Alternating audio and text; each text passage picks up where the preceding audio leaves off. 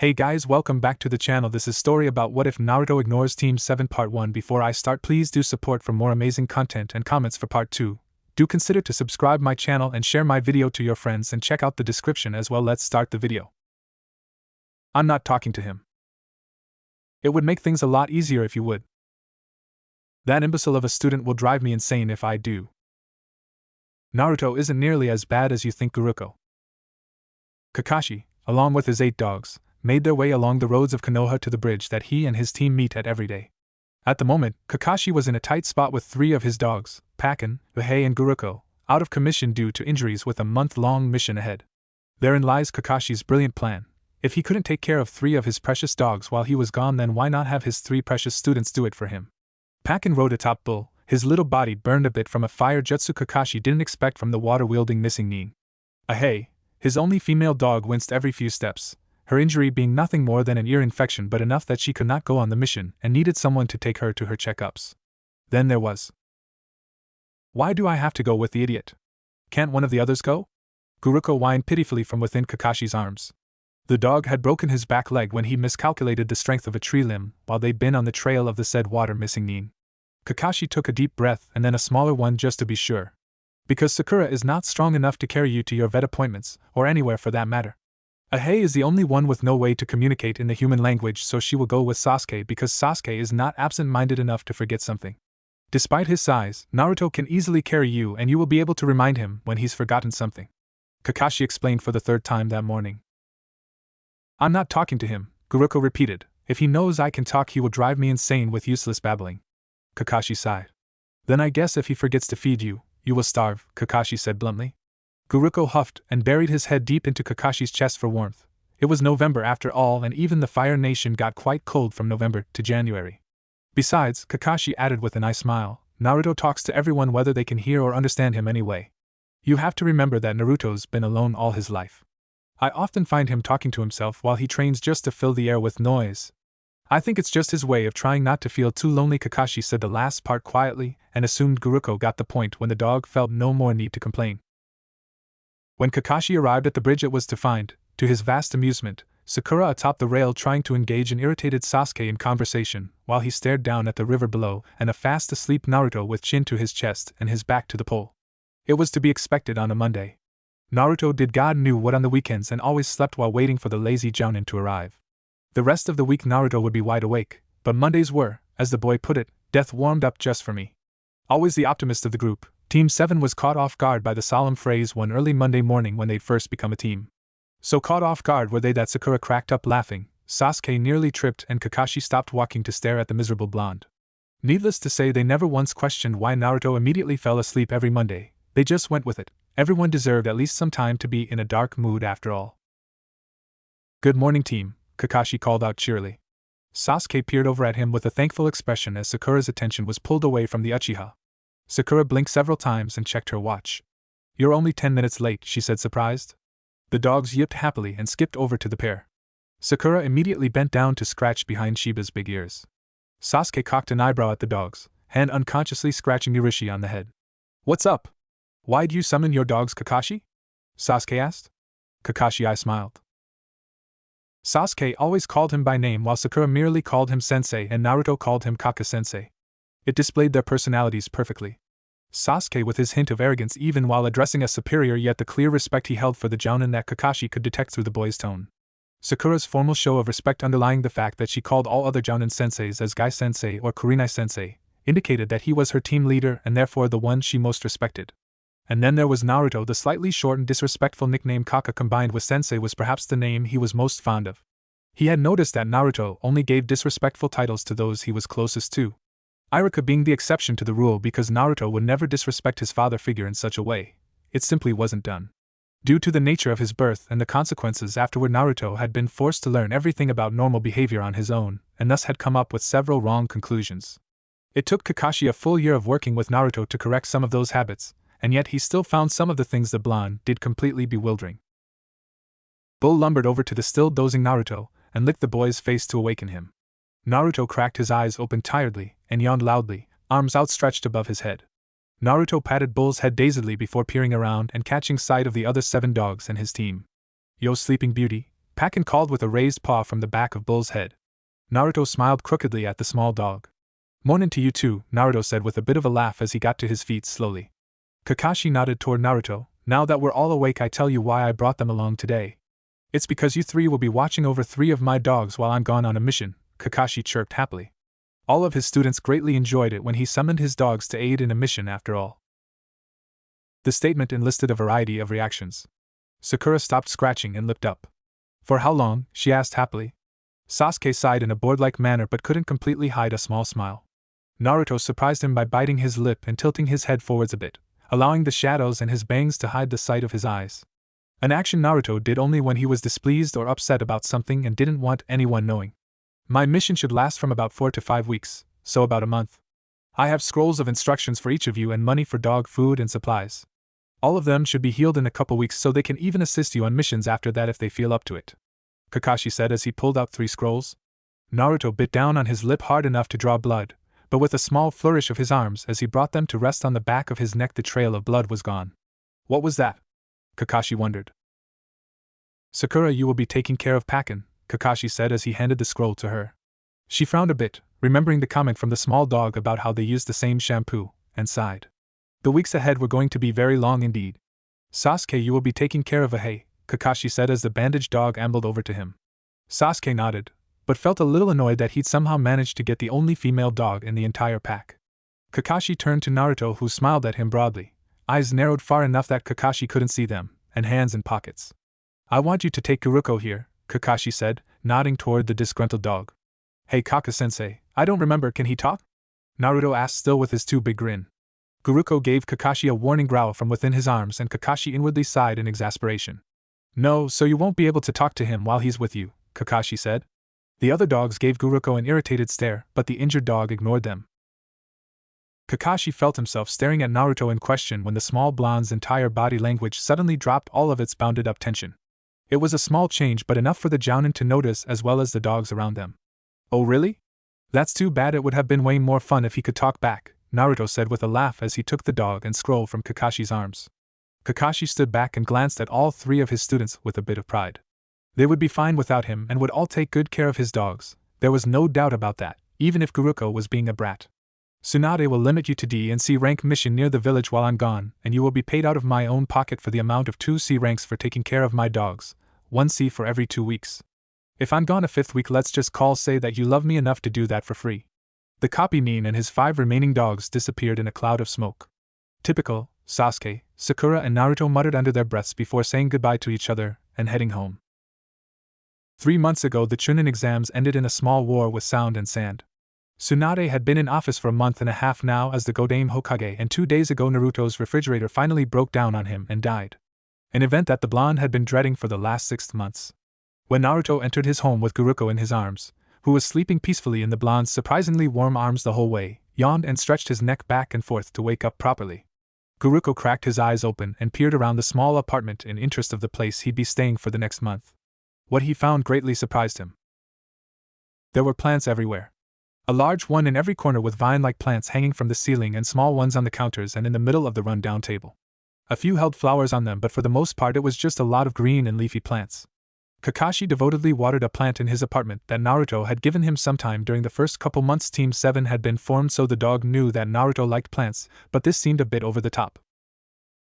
That's when the dog came to a second conclusion. The place, despite the numerous plants, was incredibly bare. The plants were literally the only objects in the apartment. No picture frames, no trinkets of any sort, only the occasional bill sitting on the table, or a shelf. Guruko imagined, because he still didn't want to talk to Naruto and thus couldn't ask, that the plants were there to fill up space and force the bare apartment to have some life. Naruto walked past all of them and pushed aside a curtain that had covered a doorway. Guruko discovered that it led to Naruto's room. The blonde gently placed the dog on his small bed, making sure that the furred animal was placed on the largest bulk of covers there. Guruko took a peek around, noticing that the place seemed like a cocoon. Unlike the previous kitchen/living room he'd been in, the small room seemed to have all of the possessions Naruto ever owned. Atop the dresser beside the bed by its lone self sat a picture of Team 7, and around the bed sat an array of weapons and scrolls. Above the bed sat a poster with the symbol of the leaf and the Fire Nation that, if he remembered correctly from what Pakken said about Kakashi's academy days, was given to each and every student for free. Pakken was the oldest of the dogs and had been with Kakashi since the man's childhood, while Guruko had been born while Kakashi was in his mid-teens. Guruko felt his eye twitch. There were more plants too, one in every corner and a couple hanging from the ceiling. Guruko watched Naruto sigh heavily as the blonde walked into the bathroom with a bowl and come back out with it filled with water. Instead of setting it on the floor though, Naruto set it down on the wide windowsill so that the broken-legged dog could easily get to it. Guruko would admit he'd expected the blonde not to consider his leg and felt a bit grateful. Naruto sighed again and sat on the bed, scratching Guruko on the head in a rhythmic fashion. How am I going to do this? Naruto half asked the dog, half asked himself. Guruko cocked his head to the side and looked at the blonde shinobi. Naruto fell back onto his bed beside the dog, eyes trained on the ceiling. I can't just leave you here all the time, but Naruto turned his head till he stared at him, the dog fidgeting under the slightly dull stare. Naruto sat up quickly and let his arms fall into his lap, staring at the floor. I could take you to the place I train all the time but leave you here when I go to work, Naruto said thoughtfully and peered back as if he expected Guruko to either agree or disagree. Not likely, thought Guruko with a snort as he turned away from the blonde. Naruto grinned at the dog and shook his head. Hee, so you don't like me either, huh? That's okay, not many people do, or animals I suppose in your case, Naruto said as he stood up. Guruko's ears went back against his skull at the blonde's words. I just don't want to be talked to death is all, Guruko thought. You're a nice enough kid, you're just a loud mouth too. Well, I'm going to go train, do you want to come with? Naruto asked, watching closely for the dog's reaction. After all, he was still one of Kakashi's dogs even if Naruto thought he couldn't talk.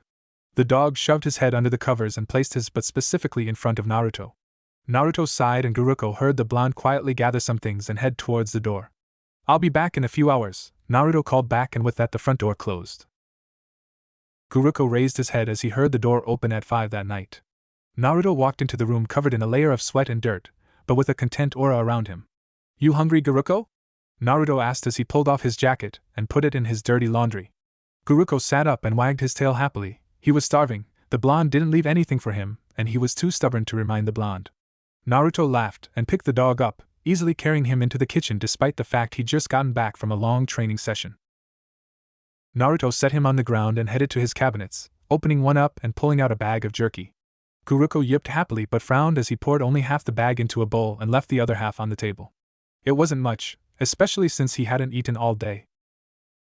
Naruto patted his head and left to take a shower. Guruko ate all of it quickly and stared irritably at the empty bowl as the sound of the shower could be heard from the background. When Naruto walked through the kitchen door running a towel through his hair, Guruko growled at the blonde, startling him enough to drop the towel onto the floor. Guruko pushed his bowl forward as the blonde stared at him, causing the blonde to give a snort of amusement. Naruto grabbed the other half of the jerky bag and poured the rest of it into the bowl. Guruko wagged his tail and munched happily as Naruto sat down at the table with a sigh. Guruko watched out of the corner of his eye as Naruto folded his arms and laid his head down, watching him as he ate. Why is he staring at me? Guruko asked himself in annoyance. As Guruko finished up, Naruto bent down and picked up the empty bowl. I wasn't really hungry anyways, Naruto muttered to himself. Guruko froze and stared at him. He'd eaten Naruto's dinner? Why doesn't he just get something else then? Guruko thought, trying to ignore the guilt he felt. Naruto sighed again. Well, I'll go ahead and pick up your dog food tomorrow and go shopping while I'm at it, Naruto told the dog, whose unasked question was unknowingly answered.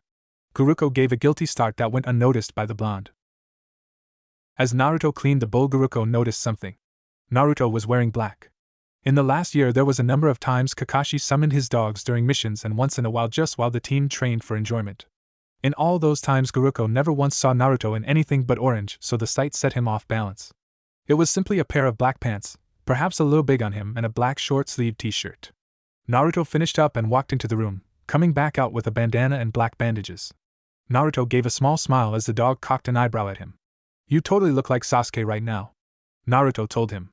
Guruko's ears went back in displeasure at the comment, and Naruto broke out in laughter. Naruto sat down and tied the bandana over his head, making sure to cover every strand of the straw-colored hair. I'm going to work, Naruto told the dog as he began to tie the bandages around his face.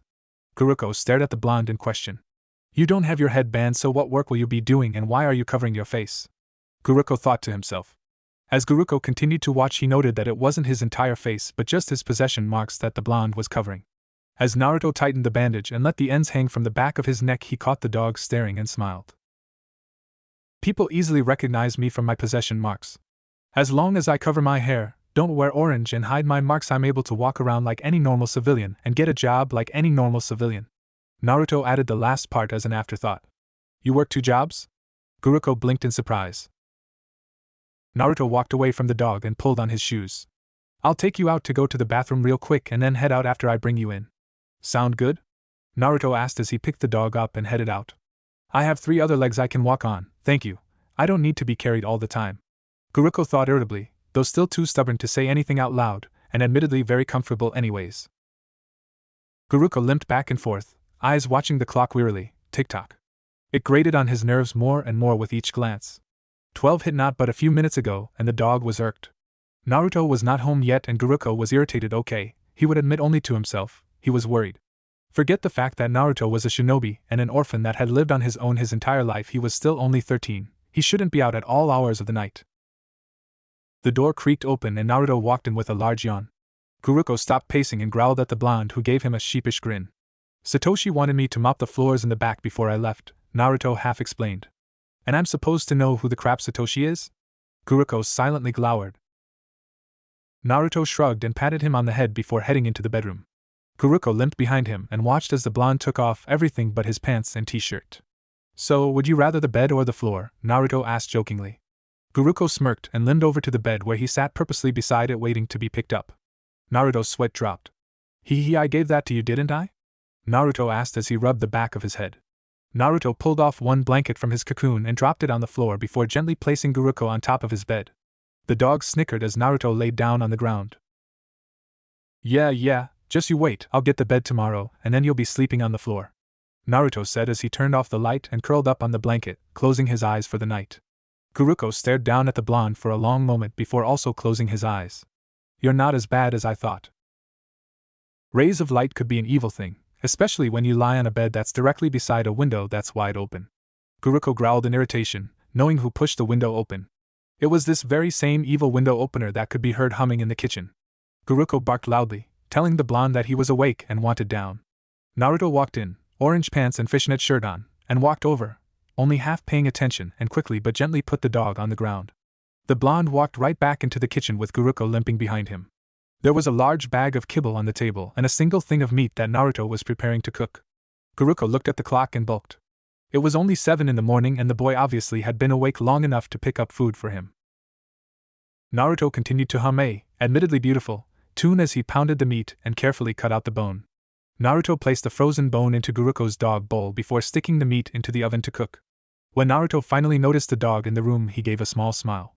I figured since I forgot to give you some food yesterday afternoon, I'd go ahead and cook you something before I left as an apology, Naruto said happily. Guruko nodded in approval as he pulled out bone from bowl and started to gnaw on it. After I take you out, I'll be going on a few D-ranks with Sasuke and Sakura. When I get back, probably around 4 maybe 5, I'll give you some more food and take you out again. I leave every night for my other job about 6 and don't usually get off till 11, so I won't be able to spend a lot of time with you, Naruto explained as he poured himself a cup of tea. Tomorrow is a training day though, so I'll take you with me. Sakura is going to help me with chakra control and Sasuke's gonna help Sakura with weapons aim. You also have a vet appointment on the Inuzuka compound at 6, so I'll have to be a little late for work to take you, which means that I'll also be staying later than normal. Naruto's stomach gave a rather large roar, but the blonde ignored it as he continued to sip at his tea, though there was a bit of a blush on his cheeks. Hasn't he eaten anything since yesterday afternoon? Guruko thought worriedly as the dog remembered he'd eaten Naruto's portion of dinner last night. Guruko limped over to Naruto and lightly tugged the orange pant leg till Naruto looked down at him.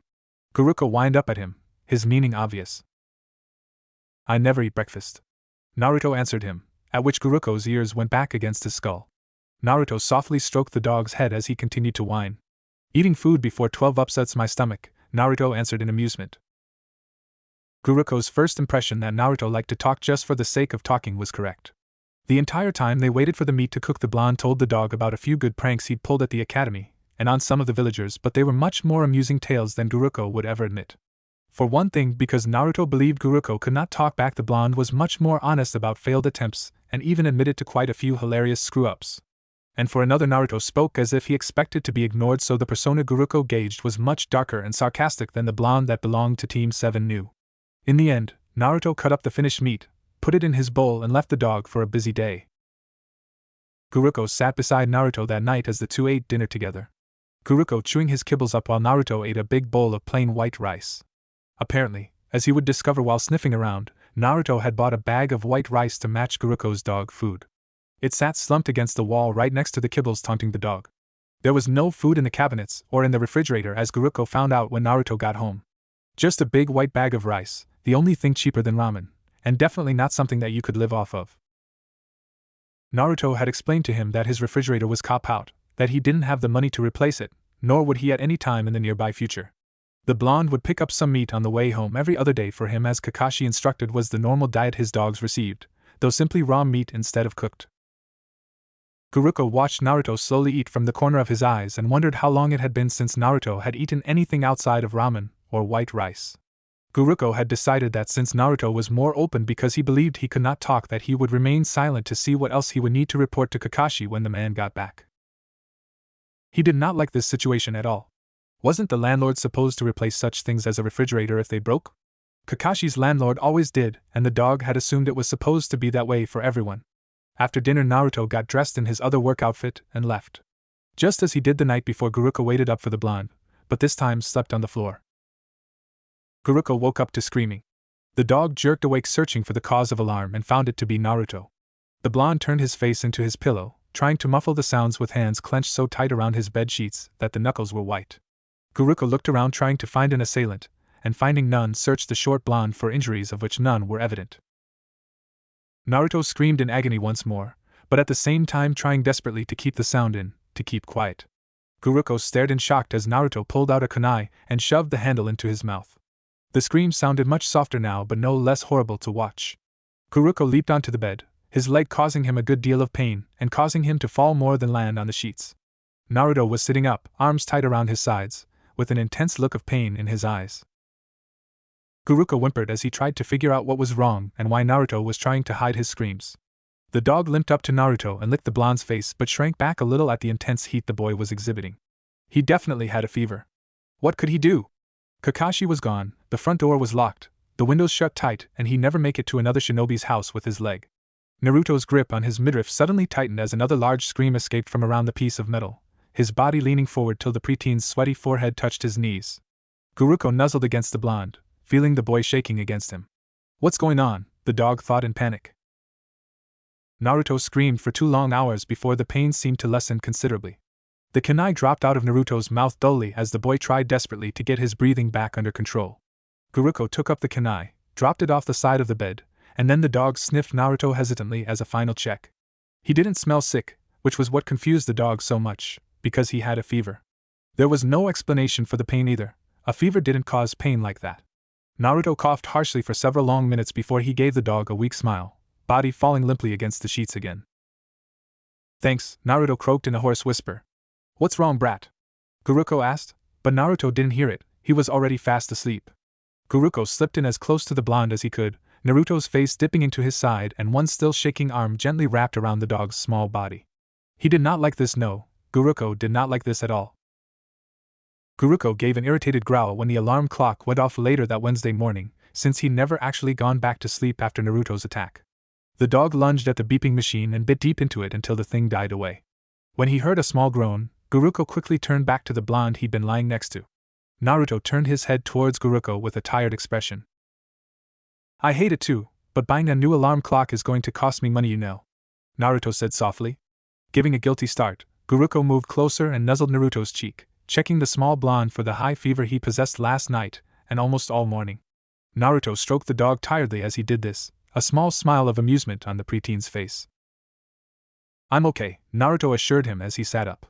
The dog growled a warning at the blonde, angry that he would try to get up so soon after being in so much pain. Naruto gave the dog a pat on the head, but otherwise ignored the obvious reprimanding. Shhhh. It's not a big deal, Naruto told him, it happens 2 or 3 times a week. I'm not dying or in any kind of danger from it. Just a lot of pain, nothing I can't handle. Kuruko's body tensed at the blonde's words, visibly shaken by the revelation. Kakashi would have a fit when he finds out. How long had it been going on? Naruto stumbled out of bed, taking a few moments to balance himself and take a steadying breath. The blonde turned to Kuruko with hands on hips, eyes wearily watching the dog that stared back. There's not any kind of dog Morse code out there that you can use to tell Kakashi about this, is there? Naruto asked suspiciously. Guruko almost flinched, but thanks to some of Kakashi's personal training managed to keep it at bay.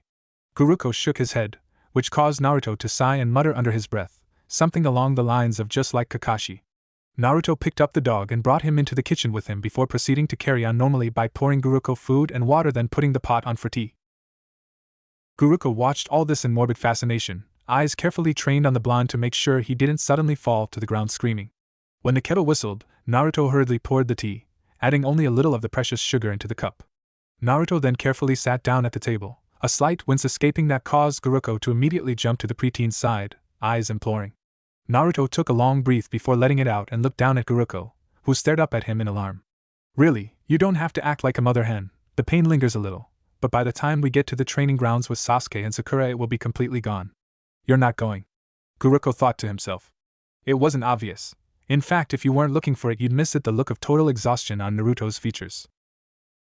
Guruko already had been wondering how Naruto managed to work all day, every day without being tired, but this was ridiculous. So he'd watched closely since the blonde awoke, and finally came to the conclusion that it wasn't that the blonde wasn't tired or exhausted, it was that Naruto hit it nearly flawlessly. He suspected that the only reason it was nearly instead of perfectly was due to the fact that Naruto stopped pretending the moment he would get home. Guruko noticed that Naruto practically dissolved the moment he stepped through the door. These past 2 days he'd been staying at the apartment. His smile would drop, his body would release all of the built-up tension the dog didn't even know was there until it was gone, and this very worn-down expression would consume his features. When Naruto started to grab his shinobi attire, Guruko limped over to where he knew the blonde kept his pouch and weapons before biting a hold of it, dropping it onto the floor and promptly laying over it. When the blonde walked over, fully dressed, to see the dog on his weapons pouch, he let out a sigh of frustration. Look, Guruko, I need to meet the others, so give it up, I need to train, Naruto said as he knelt down to take it. Guruko snarled at him to keep away, clearly getting his message across. Naruto retracted his hand and glared at the dog. I'm not going back to bed. I'm not staying home. I'm completely fine, now give me my weapons, Naruto said in agitation. Guruko merely growled back. I can be just as stubborn as you, Guruko thought. Naruto stood up and glared daggers at the dog before turning and heading towards the door. Guruko grabbed the weapons pouch in his mouth and limped over to the door until he stood in front of it, dropped the pouch and laid on it once more. I don't have time to play with you, mutt, Naruto spat angrily. I need to train so that I can get better missions so that I can afford to get the fuck out of here. Now move! Guruko lowered his head a bit, startled at Naruto's tone. Never before in the last year of knowing the blonde or the last 2 days of staying at the preteen's apartment had Naruto ever been angry with him. This is the exact reason I never tell any of my team about anything, because then they pull stupid shit like this, Naruto snarled as he eyed Guruko icily. They could never understand how hard it is to simply live. Everything costs money: food, shelter, water, heat, electricity, clothes. Unlike them, I don't have everything handed to me on a silver platter. If I come to the bridge sick, they tell me to go home to get better, but if I don't work, I don't get paid. If I don't get paid, I don't get medicine or food or water or any of the things that make you better. No, I end up doing no work, not getting better and feeling even worse because they won't let me work. Now I need to leave, Naruto hissed at the dog. Naruto's anger rose when the dog refused to move. I feel the love, really I do, Naruto said sarcastically. I'm sure I'll feel the gnaw of starvation in my stomach when I can't get food and the freezing cold air when I can't pay for heating too. With every word, Guruko felt lower and lower before he eventually laid on the ground with his ears flat to his head. He'd not considered the consequences being so severe for the blonde. Kakashi never mentioned things being so difficult for any of his students, so the dog assumed they'd all been fairly well off, especially since the third Hokage himself looked after the welfare of Naruto, and now the fifth greatly cared for him. Had Naruto starved before? Had he been left to freeze as the blonde's words suggested he'd had? Guruko got up and moved away from the pouch, which Naruto quickly grabbed and fixed on his leg before the dog changed his mind. Guruko watched as Naruto opened the door and looked back straight at him, the blonde's motions hesitant. In a much softer voice than before he spoke, if you still want to come to training grounds with me, you're welcome to. I'm sorry I yelled at you. I didn't mean to, I just sorta lost my temper. I just really need the money right now. Okay? I know you were only trying to do what you thought was best. Naruto trailed off, unsure of what else to say. Guruko limped over to the blonde and as Naruto bent down licked the blonde's cheek as a sign of forgiveness. Naruto gave him a small smile and picked the dog up to head out. The blonde made sure not to jar his leg down the 3 flights of stairs, and for that Guruko was thankful. After last night's jump to the bed, he'd been in more pain than when Kakashi first got the cast on, with the vet touching it hard in order to see exactly what was broken. Suddenly Guruko felt the arms holding him tense, and his body pushed closer to the blonde's chest. Their pace quickened, no longer a soft ride as Naruto attempted to get out of the building without seeming rushed. Guruko peered around and found that the only other person around was a woman in her late 20s, just leaning against the wall next to the exit/entrance of the building. She was rather pretty, with silky black hair that touched her shoulders in just the right way, and piercing light brown eyes that seemed to miss nothing. As Naruto walked past her, Guruko was surprised to see the woman clamp her hand onto Naruto's shoulder. Naruto's grip tightened on the dog and the blonde's eyes took on a blank look that scared the crap out of Guruko. Guruko growled at the woman, warning her off, but she ignored him as if he was nothing but a cat. "Good morning, Naruto," the woman said sweetly. "I trust you had a wonderful night's sleep." Guruko could feel Naruto's fingers clenched slightly around his fur, under his body. Did this woman know about whatever hurt Naruto last night? Why did Naruto seem frightened of her? Guruko watched Naruto visibly struggle to get his emotions under control before slapping a grin on his face. Naruto turned towards her with a big toothy smile, hands no less tight on Guruko though. "My night was wonderful, I couldn't have slept better," Naruto said in a surprisingly sincere tone. There was a silence where both humans and dog knew Naruto was supposed to be courteous and ask, "Well, how was your night, ma'am?" Naruto never asked though, he just continued to smile and then slowly began backing up until he was at the doorway. "Can he talk?" she asked sweetly. Naruto looked down at Guruko wearily before shaking his head. "No, he can't," Naruto said as he took another step backwards and turned. "I have to go, bye." "Naruto!" the woman called, causing Naruto to halt though hesitantly. "I'm not a patient or nice woman," she said sternly. The toothy grin faltered before it fell completely. "I know," Naruto said gravely before taking off without a single glance back. Naruto didn't stop until they reached the training grounds where Sasuke and Sakura were to meet him. Guruko found the conversation 10 minutes ago to be deeply disturbing, every few seconds peering up at Naruto who seemed to be ignoring him, eyes focused straight ahead and nowhere else. Naruto gently set the dog down before proceeding to the nearest set of trees and withdrawing 4 kunai from his weapons pouch, 2 in each hand, each between a knuckle. Guruko watched as Naruto flung the deadly projectiles into the tree's bark with a tenacity, accuracy and viciousness he'd rarely ever seen from a genin. Guruko made sure to stay far from the blonde as the preteen continued. They were early, very early actually. Guruko wondered if Naruto came early every day to do this or if this was odd for the blonde. 2 hours later, Guruko couldn't help but gap.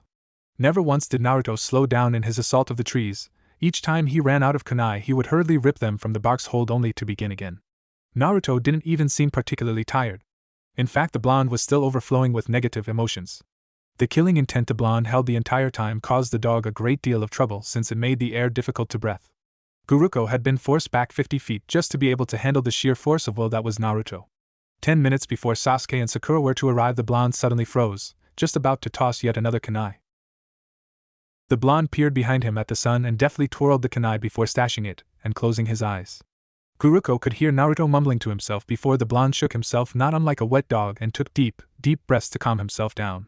Slowly, ever so slowly, the killing intent in the air wavered and died, just like that. Guruko watched in fascination as Naruto opened his eyes, walked over to the trees and began to wrench the kunai out to stash back in his bag. By the time Sasuke and Sakura arrived with their respective charges, Naruto seemed to be a completely different person. He sat on the grass, a broad smile on his face, and greeted his team as if he not just ripped apart several of the trees in the area. Sasuke surveyed their training ground till his eyes fell on top of the torn apart trees. The pale preteen frowned deeply. "Damn, Jounin have been training in our field again," Sasuke said irritably. Guruko gasped at the Uchiha. "I know, right?" Naruto agreed, his voice just as annoyed. Kaka-sensei was supposed to have talked to them about it. Guruko's head twisted 180 as the dog stared at Naruto in utter shock.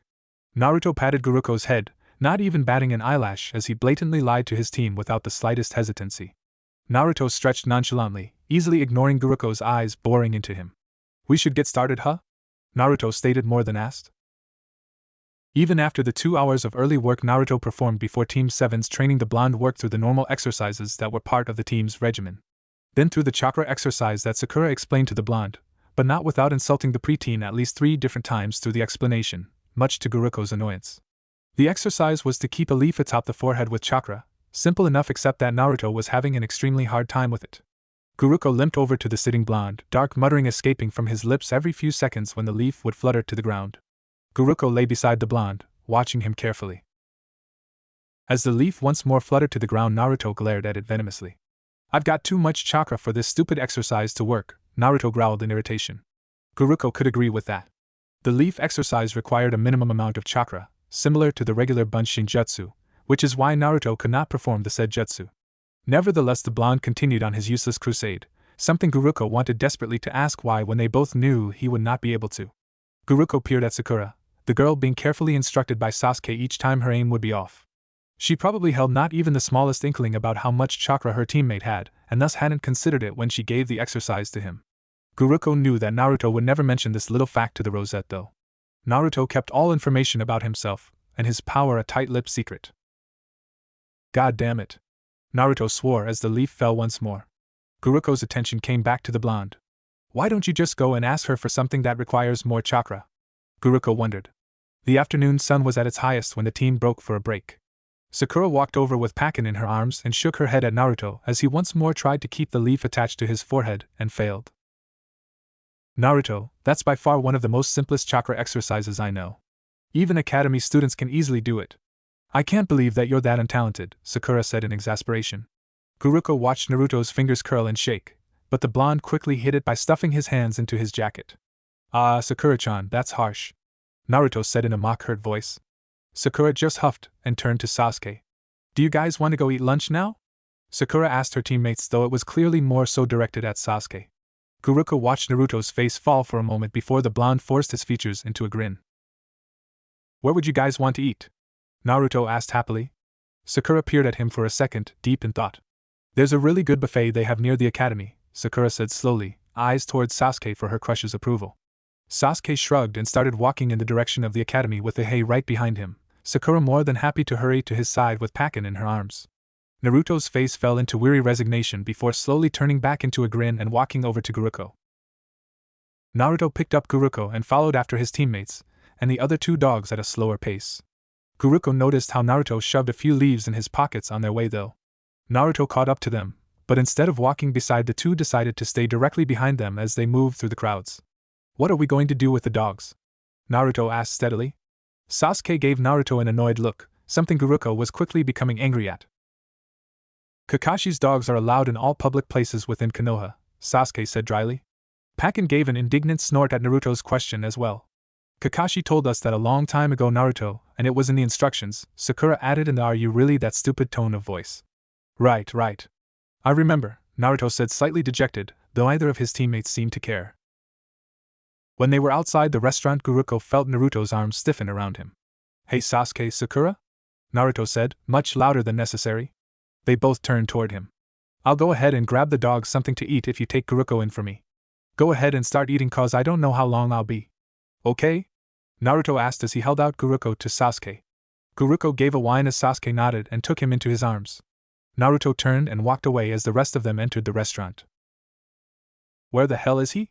Pakin growled out in his deep voice irritably as the dog's stomach growled at him. It was an hour and a half before Sasuke and Sakura finally got fed up with waiting for the blonde and left for the training grounds, 3 hungry dogs in tow. We'll get you some food on the way there, Sakura promised them as they turned down the main street. Guruko scanned the crowds, eyes trying to catch the orange jacket that stood out like the sun in the blue sky. Sorry. A loud familiar voice called out to the group. Almost like he was waiting for us to leave the restaurant, Guruko thought, looking at he blonde with suspicion. Pakin once more growled at the small blonde who took a step back and would have raised his arms in surrender if not for the brown bag in his hands. I got their food, let's go ahead and head to the training field and they can eat there, Naruto said cheerfully. Sakura walked up to Naruto, her hair shadowing her face before she raised her fist and smacked the blonde's head with it. Naruto took a few steps back, not even the smallest bit surprised by the assault on his person. Guruko growled at the rosette, but the girl assumed that the growl was meant for Naruto. We were waiting for you for nearly 2 hours, you dimwit!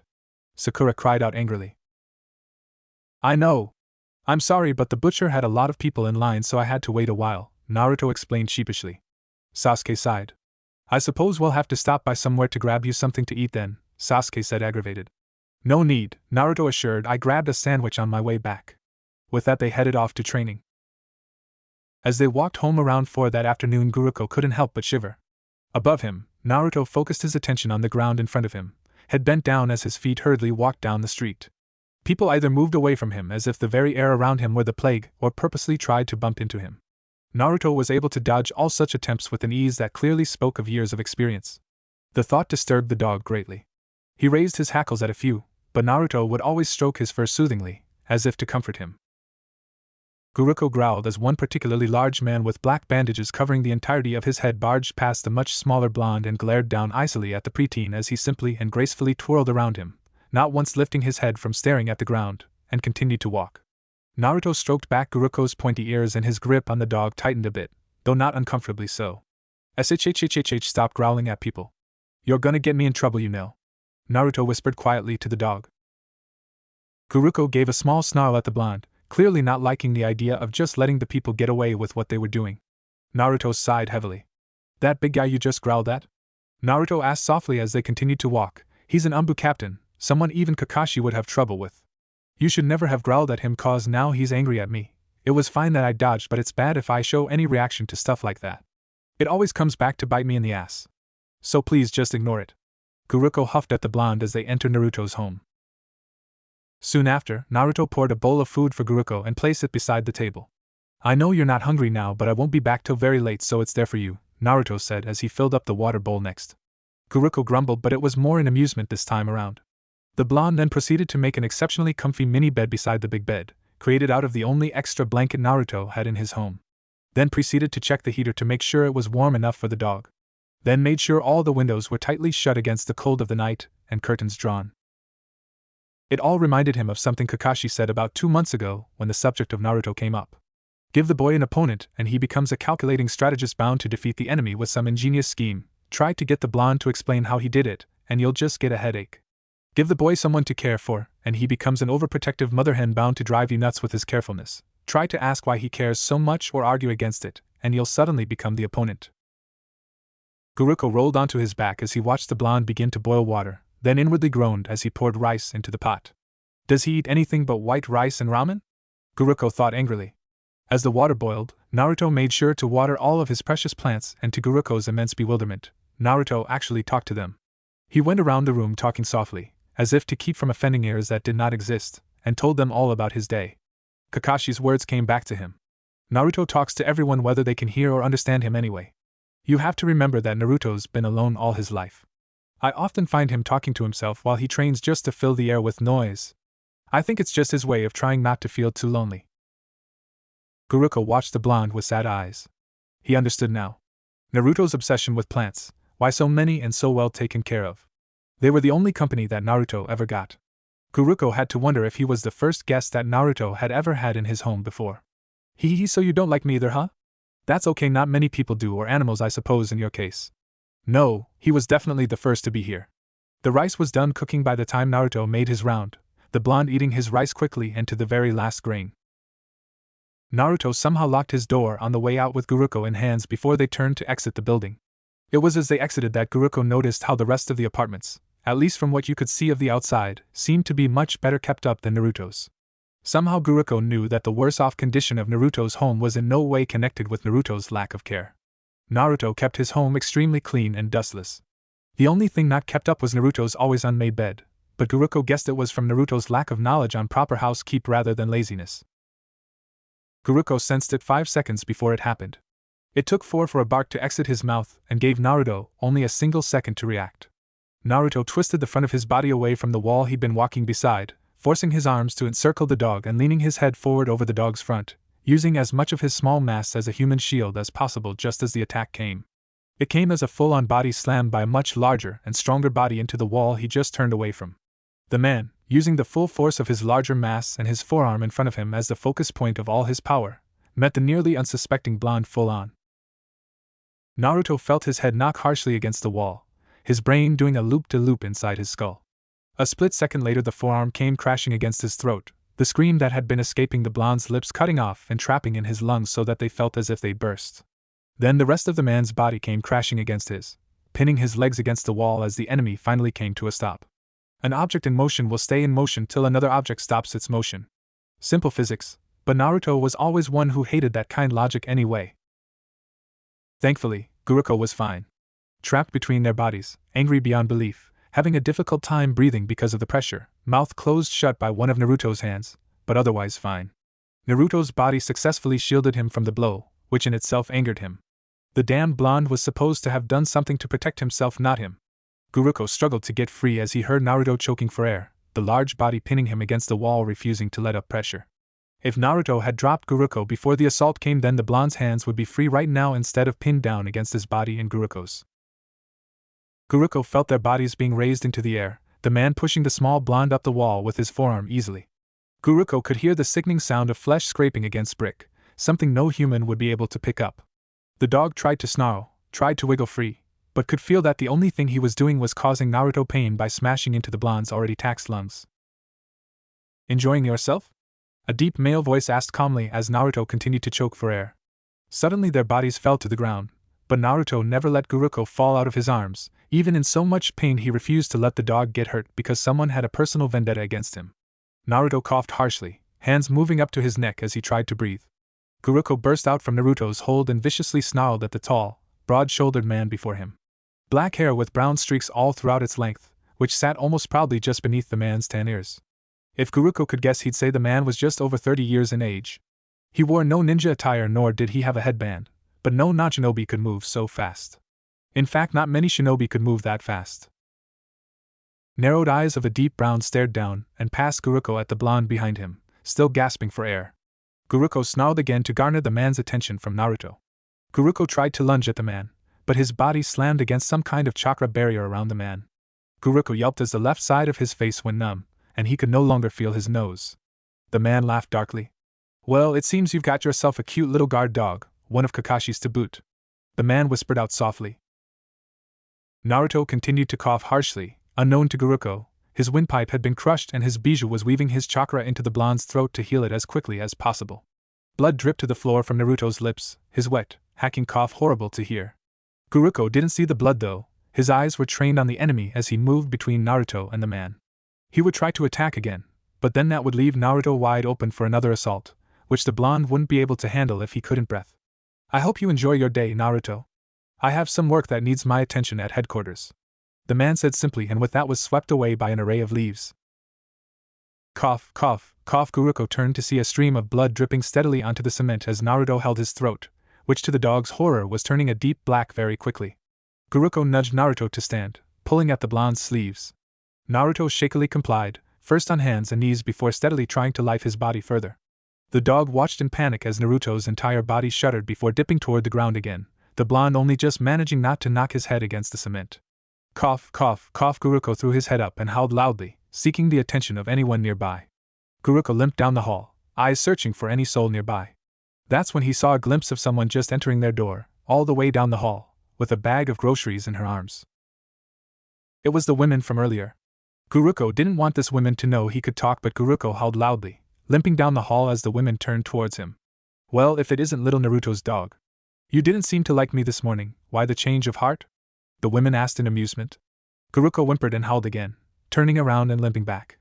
The women got his message and followed him. Guruko knew that for some reason Naruto greatly disliked this woman, that he even seemed afraid of her, but Naruto's life was in danger. When the women turned the corner and spotted Naruto coughing up blood and clutching his throat, she immediately swooped down and sat in front of him to assess the damage. Cough, cough, cough. Naruto's eyes widened as she took his chin in her hands and examined his neck. Guruko watched wearily as he saw Naruto attempt to back away from her but was too weak with his oxygen-deprived mind to put up much of a fight, especially when the woman's grip tightened. "It appears that you're in a predicament, aren't you, little one?" she asked softly, eyes boring into his. Naruto's eyes were beginning to roll into the back of his head. "If I heal this, will you come this weekend? I'll be having a friend over as well," she asked in that stern voice Guruko heard earlier. Naruto's entire frame stiffened. Guruko wanted to snarl at the women and at the same time whimper for her to help him. He was so confused as to what was going on. "Kyubi will be able to heal this, so either way you'll live," she said in a clipped voice. "However, he won't be able to heal it in time for you to avoid a few weeks in the hospital. Then you'll be behind in your bills again. That wouldn't be very nice now, would it? Hospital bills, rent and other things," she asked softly. Naruto continued to cough, the blood coming without stop, tears of pain unwillingly dripping from the blonde's eyes. Guruko whimpered beside him, nudging the blonde and glaring angrily at the women. To use a situation like this to get Naruto to agree to something? It was unimaginably cruel. Naruto shook his head, forcefully wrenching himself from her grip and backed away. The effort was immense though, he'd already been unable to breathe for several minutes. Naruto coughed up a rather large lump of blood before laying his head on the ground. Guruko whimpered from beside Naruto's head before growling fiercely at the black-haired women. "What can I do?" He refuses to take my help, the women said calmly to the dog. Guruko pulled on Naruto's sleeve, who weakly stared back at him before turning his head ever so slightly to the women and giving her a slight nod, and then succumbing to unconsciousness. A wicked smile graced the beautiful woman's face before her hands glowed a greenish hue of healing chakra. She quickly went to work, first and foremost opening the windpipe back up. Naruto painfully gasped for air, his chest barely moving up and down as the beautiful woman proceeded to force air into the lungs while simultaneously aiding the Kyuubi to stitch the windpipe up. Guruko watched in sheer terror as the boys' breathing hitched horribly and the wet coughs grew worse as air came in to fuel them. The dog whined piteously as Naruto's pale face slowly but surely grew tan once more. When after 45 minutes passed by and the green hue of chakra finally vanished, Naruto's chest moved easily up and down, though the blood all around him like some sick ritual was disconcerting. The woman wiped her brow with her sleeve before smirking to herself and looking down at the dog and boy before her. Guruko couldn't help but shiver at the cold gleam that shone in the woman's eyes. He won't be going anywhere tonight, that's for sure, the woman said to herself. Guruko watched her wearily, and as she went to pick up the boy, Guruko placing himself firmly between the blonde and the beautiful women. She snorted in amusement. Do you want me to leave him in the hall like this, or would you like me to take him back to his room? The women asked. Guruko, whose hackles had raised and hair was ruffled, forcefully calmed down and stepped aside.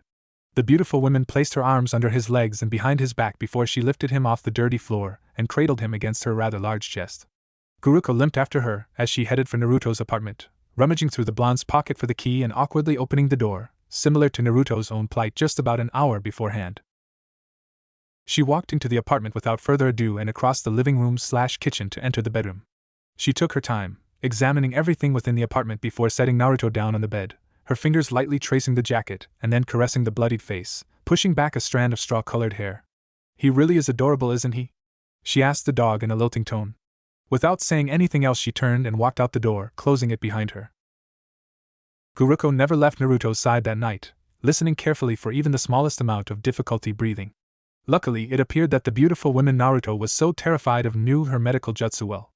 Naruto didn't awake until late the next morning, far past the time to meet Sasuke and Sakura for training, incredibly too late for the appointment, and there was no question that Naruto would get into trouble for missing work.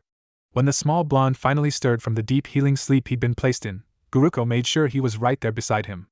Naruto's eyes tiredly cracked open, the familiar icy blue staring at the dog for several long moments, dulled by lingering pain. Naruto slowly sat up, leaning heavily against the wall, before his gaze fell to his lap and stayed there. Guruko moved cautiously up to the blonde, resting his muzzle on Naruto's knee and staring up at him. Guruko blinked in surprise when he found tears streaming down the face above him, the lips trembling with suppressed sobs that eventually escaped in the form of hiccups. Naruto's entire frame shook with them. Guruko moved forward and leaned against Naruto's chest, a whimper escaping the dog's throat. The action caused what little control Naruto possessed over his emotions to break. Naruto buried his face into the dog's fur as sobs racked his entire body. His hands pulled the dog in and hugged him tightly, desperately trying to garner comfort from the only companion to ever see him break down. Guruko nuzzled Naruto's face, licking the tears from the preteen's eyes. For a long time they just sat there in that position, a heartbroken expression adorning Naruto's features, a helpless feeling overwhelming Guruko. When Naruto spoke, his voice came out in a harsh whisper, still healing from the injury obviously. I should get you another appointment, Naruto whispered painfully. The dog looked up at Naruto stunned. No! You need to tell someone what the man did, Guruko thought ferociously. Why wasn't Naruto telling anyone about these horrible things happening to him? Why would he keep it a secret if he could get away from these people and be safe? Naruto still shook terribly, obviously shaken up and in pain from the experience yesterday. Naruto sniffled and wiped his nose on his sleeve. Kakashi Kaka-sensei is going to be so mad, Naruto said softly, tightly hugging Guruko. Yes, he's going to be furious that this happened, Guruko thought. He'll hunt down that man and make him pay for sure.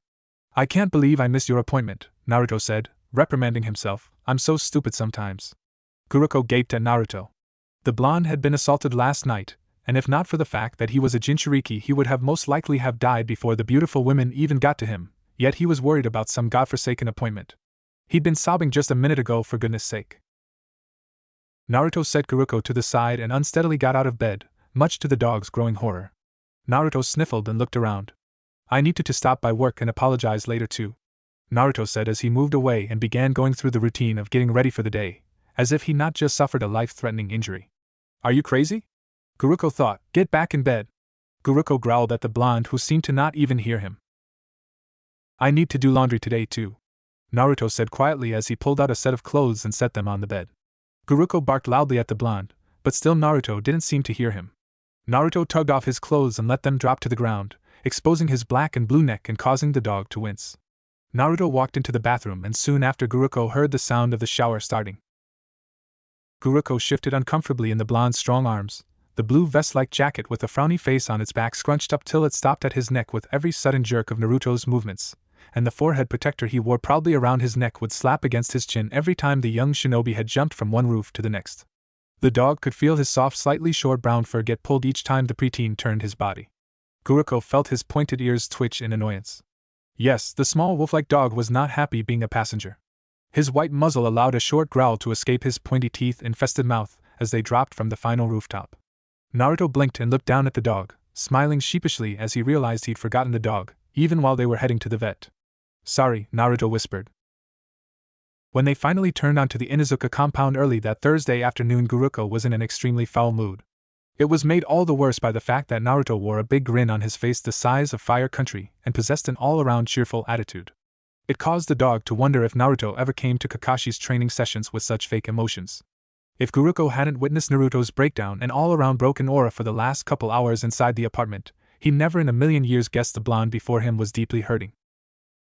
He thanked whatever god there was up there that Naruto didn't know that he could talk, because he severely doubted that Naruto would have allowed him to see such dark emotions so easily. At the gates, they were greeted by a tall young woman with the traditional red canine markings on her cheeks and long bound-up straight, brown hair. Hello there, Uzumaki-kun. Kakashi told me you'd be bringing Guruko to his appointment. I've been fairly worried since you didn't show up. What happened? Guruko yipped happily at the sight of Hana Inuzuka, to which the women frowned, wondering if there was something wrong with his vocal cords. Naruto, on the other hand, blushed horribly red. Kun? Naruto whispered hoarsely in a surprised voice, throat still hurting him some. It took a moment for Guruko to understand why Naruto would react to such a simple and common form of expression before he remembered that Naruto was a Jinchuriki. Jinchuriki were not called by any type of honorific by anyone, they were considered to be beneath such a human reference. Not even Naruto's teammates, or any of the rookies, ever referred to Naruto with Kun, despite the fact that none of them knew about him being a Jinchuriki. They had long ago subconsciously learned Naruto didn't deserve it through the reactions of the adult citizens and shinobi around them. Guruko snorted in annoyance. Humans could be truly stupid sometimes. Despite the fact that Naruto's DNA and chakra pathways had been slightly altered to handle the immense and potent chakra within his body, there was nothing else that separated him from a normal human. He could easily be compared to a special human, or one that possessed a blood limit. Just because the power Naruto possessed was 10 times more powerful than a normal blood limit, didn't mean that the silly humans had to run around like chickens with their heads cut off, afraid they would die if Naruto simply made a single wrong or threatening move. This, Guruko knew, was preposterous.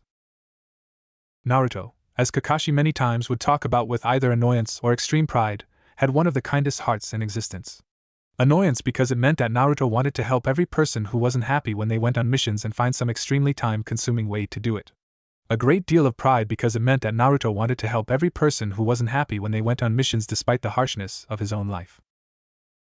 Naruto leaned forward in a short bow. I'm very sorry. Something came up last night that I couldn't avoid. It's no excuse, but I hope you'll forgive me for wasting your time. I was hoping to set up another appointment if that's possible, Naruto said politely. Guruko was quite shocked. Naruto never showed anyone manners. Kakashi could oftentimes be found muttering about disrespectful blondes when he complained about his students to his dogs. Naruto was practically famous for it. It seemed that all that got Naruto to be polite was a show of manners to him first. Hana Inuzuka smiled warmly down at the blonde as she waved for him to come inside. Naruto did so and followed her all the way to the back room, where he carefully set Guruko down, making extra sure not to jar the dog's leg. I have plenty of time for an appointment right now, actually, Hana said thoughtfully as she pulled down supplies from a cabinet. I would really appreciate that, Naruto said gratefully, a relieved sigh escaping him. Hana nodded absent-mindedly as she set down all she needed onto the cold metal table. Uzumaki-kun, my brother is in the backyard practicing one of our family's jutsus.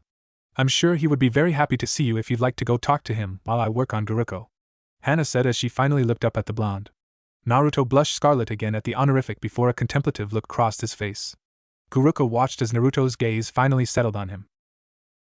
Will you be alright here without me? Naruto asked hesitantly. Guruko suppressed the urge to sigh in exasperation. Kakashi was totally right. Naruto was a complete mother hen. Instead, the dog yipped happily and wagged his tail, leaning forward and licking Naruto's face.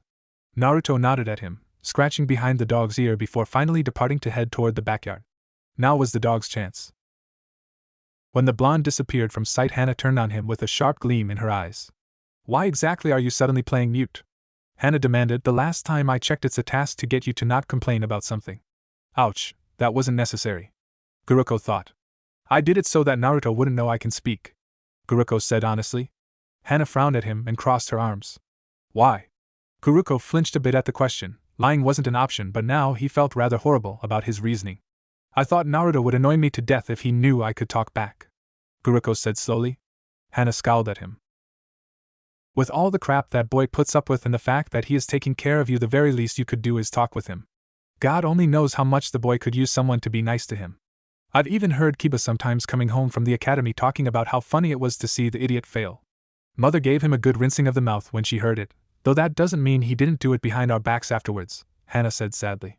Guruko shrunk at the omission and he couldn't help but feel even lower for it, though he supposed that was her point. "I actually have a good reason now," Guruko said defensively, but his tone turned serious as Hana gave him a dark look. "I need you to inform the Hokage on a few things I witnessed while with Naruto." Hana paid rapt attention as Guruko told her everything while she worked on his leg and rewrapped it in new casts, her face paling considerable as he neared the end. She collapsed in her chair, hands shaking as Guruko finally ended with talking about the blonde's breakdown that morning. "God, oh God," Hana whispered. Guruko nodded in agreement. "Whoever that woman is, she seems to have him trapped in something," Guruko said thoughtfully, "and Naruto wants nothing to do with it." Hana appeared deeply distraught by the news. "He's even younger than Kiba though," she whispered. Guruko couldn't say anything to that, so he just ignored it. "I want Naruto to continue to think I can't speak, as long as he believes that, then he won't attempt to hide anything from me," Guruko said as he tested out how much weight he could get away with putting on his leg. For a moment Guruko wasn't sure if the young women before him heard, but she eventually nodded in understanding. Hana stood up, carefully picking Guruko up and placing him on the ground. "Don't worry, I'll inform the Hokage immediately. Now you'll be able to at least limp around without any pain," Hana said as she walked down the hall toward the backyard. "That doesn't mean I want you know," Guruko muttered just loud enough for Hana to hear as he limped after her. Normally she would have burst out laughing, but as the circumstances were glum she just gave him a weak smile.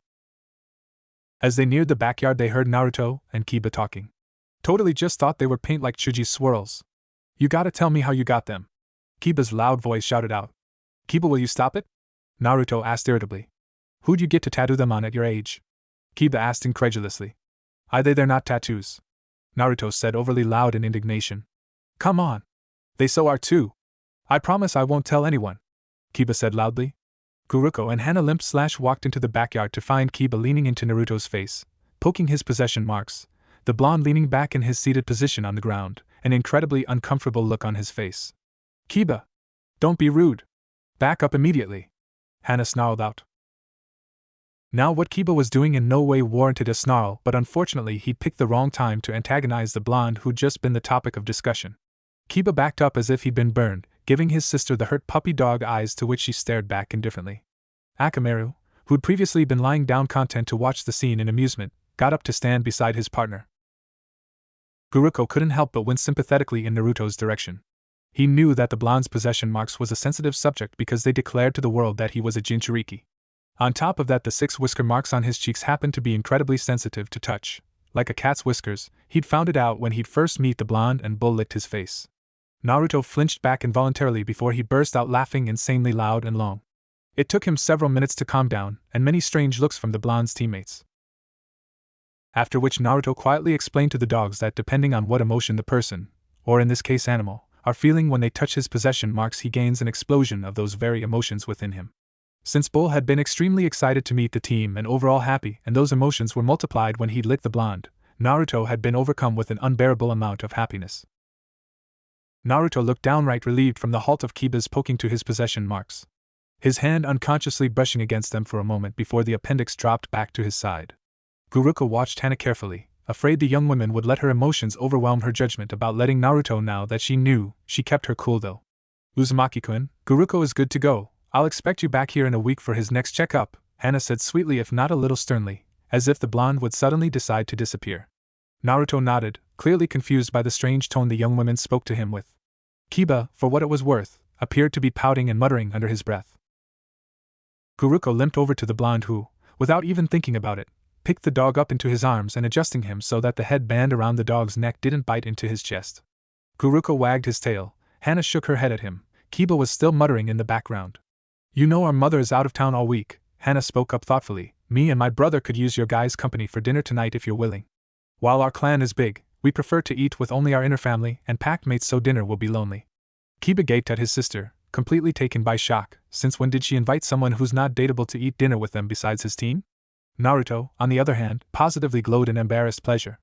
"We would love to," Naruto said, hands practically squeezing Guruko's guts out. Guruko gasped for air, whining pathetically in the blonde's arms. "Oops, sorry Guruko," Naruto said sincerely when he realized what he was doing. Hana laughed heartily as she began to walk toward the Inuzuka's kitchen. "Good. Then be here by 4:30 tonight," Hana yelled back over her shoulder. "It must be that time of the month," Kiba muttered to himself, as if that could be the only explanation. Kiba turned to Naruto and shrugged. "Sorry she dragged you into coming, man. I know you probably got better things to do," Kiba said apologetically. The natural smile on Naruto's face became a bit strained at the comment, but this went unnoticed by both Kiba and Guruko. "It sounds like a lot of fun," Naruto said hesitantly. Kiba snorted. "Yeah, listening to her talk about her current heartbreak boyfriend is a real blast," Kiba said sarcastically. Naruto's smile strained a little more. "It can't be all that bad," Naruto said cheerfully. Kiba laughed, gasping for air slightly and wiping away a fake tear. The brunette clamped a hand onto Naruto's shoulder as he gained control of his breathing. "Seriously, man, it's scary. I'd run away in terror if I were you," Kiba advised. "I'll see you later." Naruto walked slowly back towards the apartment with a tight smile on his face, obviously having a much more difficult time keeping it up than on the way to the Inuzuka compound, something that took Guruko nearly the whole way there to notice. At one point he'd had to excuse himself for a potty break in the woods, and when he'd returned it was to catch a small glimpse of a frown fighting for space on the blonde's lips. When they finally entered the apartment, Naruto finally let the frown win and sat dejectedly on his bed, letting Guruko move off his lap to turn and stare at the blonde with a questioning look. When the blonde remained silent, Guruko nudged his hand atop his head, when Naruto began to scratch him. Naruto peered over at the dog sadly. "I don't think I should go," Naruto said quietly. Guruko cocked his head, startled. "What? Why?" Guruko thought, bewildered. It was several long moments before Naruto spoke again. "He seemed mad, didn't he?" Naruto half asked the dog, half asked himself. "About Hana-san inviting me to eat dinner with them. I thought after the Chunin exams that Kiba could at least stand me." Naruto trailed off. "But even if I told Hana-san I would go, maybe I shouldn't. Kiba did say he didn't want me to come, and he's the one I've known for years, but I already told her I would," Naruto said, falling into silence for several minutes at each pause. Guruko stared at him. It seemed he was doing an awful lot of that lately, in surprise.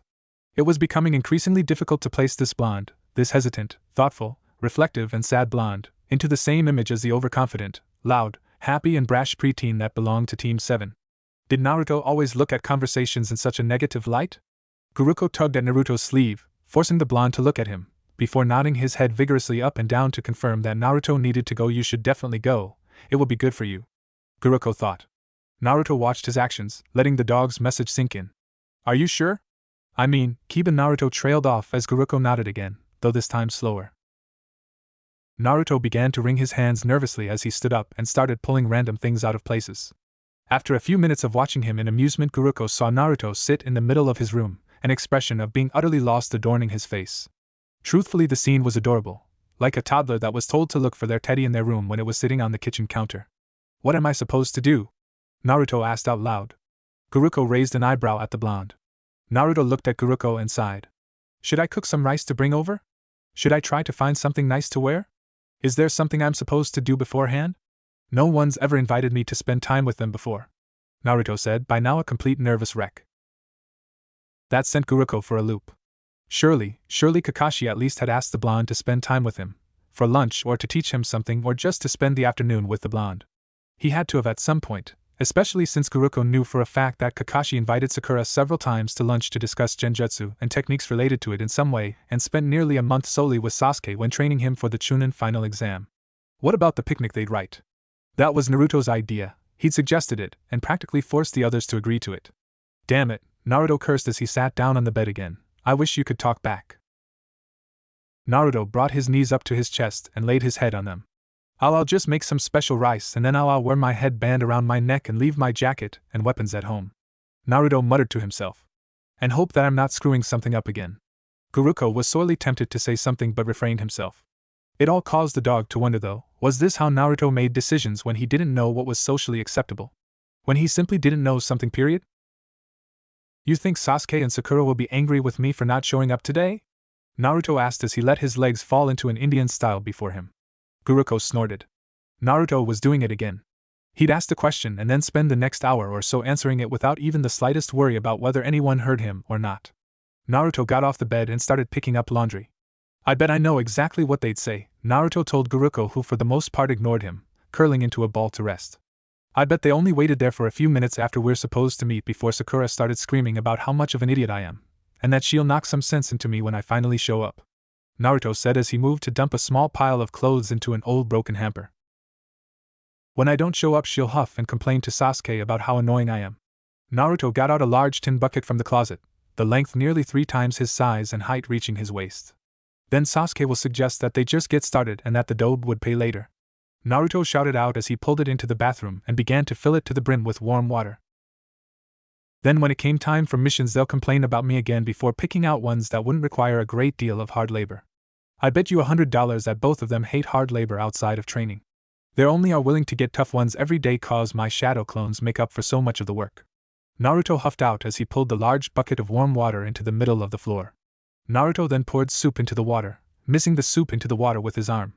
Right now they're most likely in the middle of doing those missions and will more than likely to end it early today, Naruto told Guruko. Then tomorrow when I show up they'll start yelling and stuff. Sakura will probably hit me on the head for being an idiot. As Naruto said this, his arm slowed down in its stirring, eyes focused on the swirling water. Naruto stood up and picked the hamper up, dumping all the clothes inside and smashing it down under the surface with his hand. Naruto burst out laughing as he brought out a long rectangle-like piece of metal that looked like a shutter from a window and put it in the water as well, holding the edge of it out with one hand. I bet they won't even ask me why I never showed up too. It won't even cross their minds. I bet that with every penny I've got that they won't. Naruto said with another laugh. The dog shivered. It wasn't funny in the least and Guruko hated to admit it, but Naruto was probably right. Naruto's hands shook a bit as he dragged a pair of pants across the metal piece, up and down in a rhythmic fashion. I gotta admit, I know it's stupid, but I gotta admit I've been telling myself something over and over since I got on Team 7. Naruto said in a softer voice as he continued to do laundry. Guruko listened intently, and if not for the fact that he was a dog with better than average hearing, he would have missed it. I told myself that they'd come for me if something bad happened. It helped me sleep at night, you know? I know it's stupid and I shouldn't have, but I wanted them to knock on my door this morning to see if I was okay.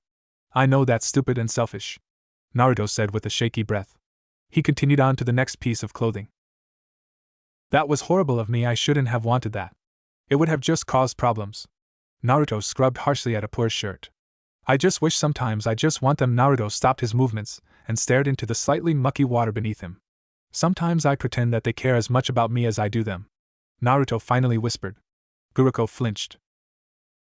Naruto was scarily quiet after that. He finished the laundry and then proceeded to open his window and hang them out to dry. Without another word, Naruto retreated into the bathroom. Guruko couldn't help but feel an air of foreboding within the little home, one that sent shivers through his small body. Something seemed incredibly off, but the dog quietly settled down nonetheless for the long wait as the shower could be heard turning on. Guruko was scared shitless. Naruto reemerged from the bathroom in an incredibly happy state. He gave the dog a wide grin and talked animatedly about some mission or other while he took special care to cook the white rice, adding a good deal of precious herbs for flavor.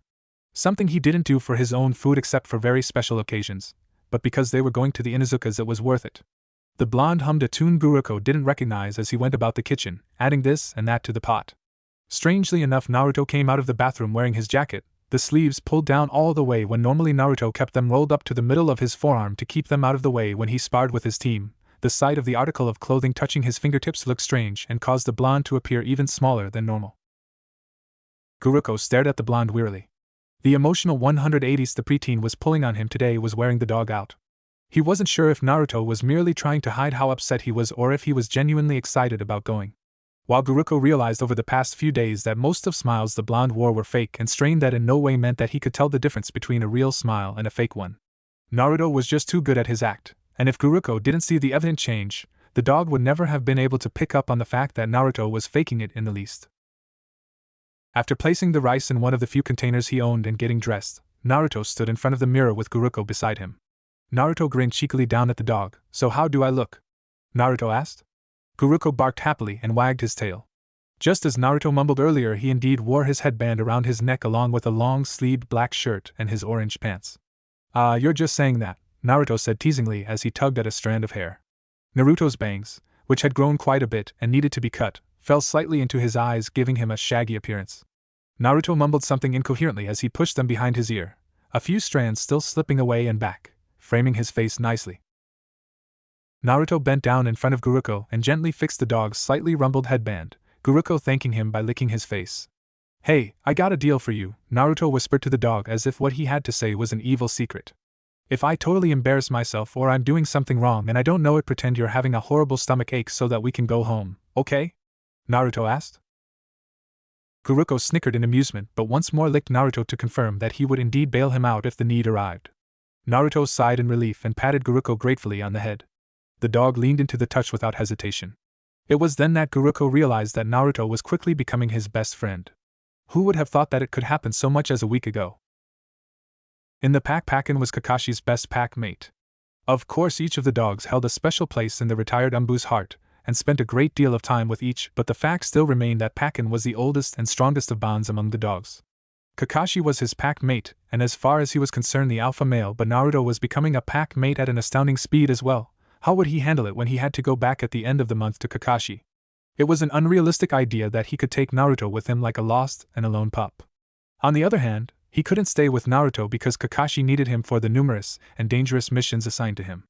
Even with this month of missions, the man was taking a risk by leaving behind 3 of his dogs, especially Pakin, who was the best tracker.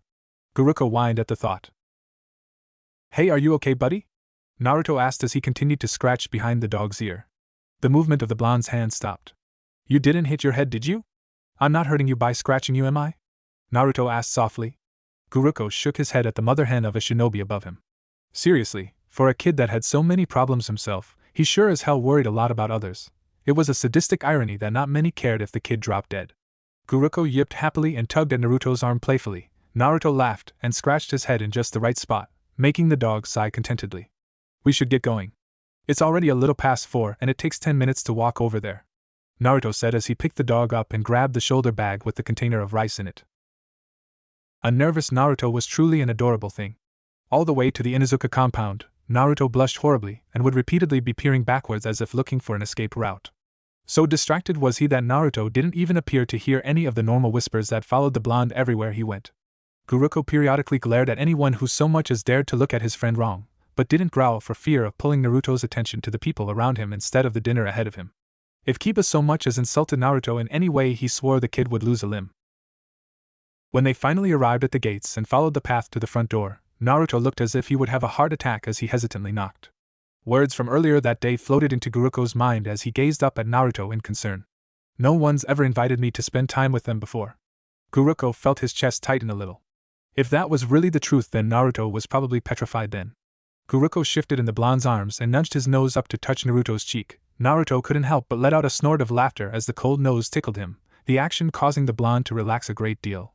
Naruto peered down at the dog in his arms and smiled gratefully at him. "Thanks." The door opened, causing Naruto's head to snap up and his back to strain a bit unconsciously. Hana Inuzuka stood there, a warm smile spreading on her face as saw Naruto. "Uzumaki-kun, I'm so happy you're here. Come on in," Hana said as she pulled the door fully open. Naruto's blush turned scarlet once more at the honorific, still taken by surprise that anyone would use it in reference to him.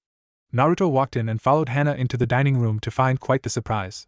Kiba sat at the table with Shino and Hinata on either side of him. The table seated 6, leaving the other side empty. Naruto took a seat directed across from Kiba, feeling extremely awkward to the fact that it was 3 facing 1, increasing the empty hollow spot in his stomach telling him he shouldn't be here. Guruko felt Naruto's discomfort rolling off of him and cringed at the smile the blonde wore. Kiba would lose a leg later, that was for sure. The young Inuzuka managed to cause Naruto a great deal of hurt simply by accident.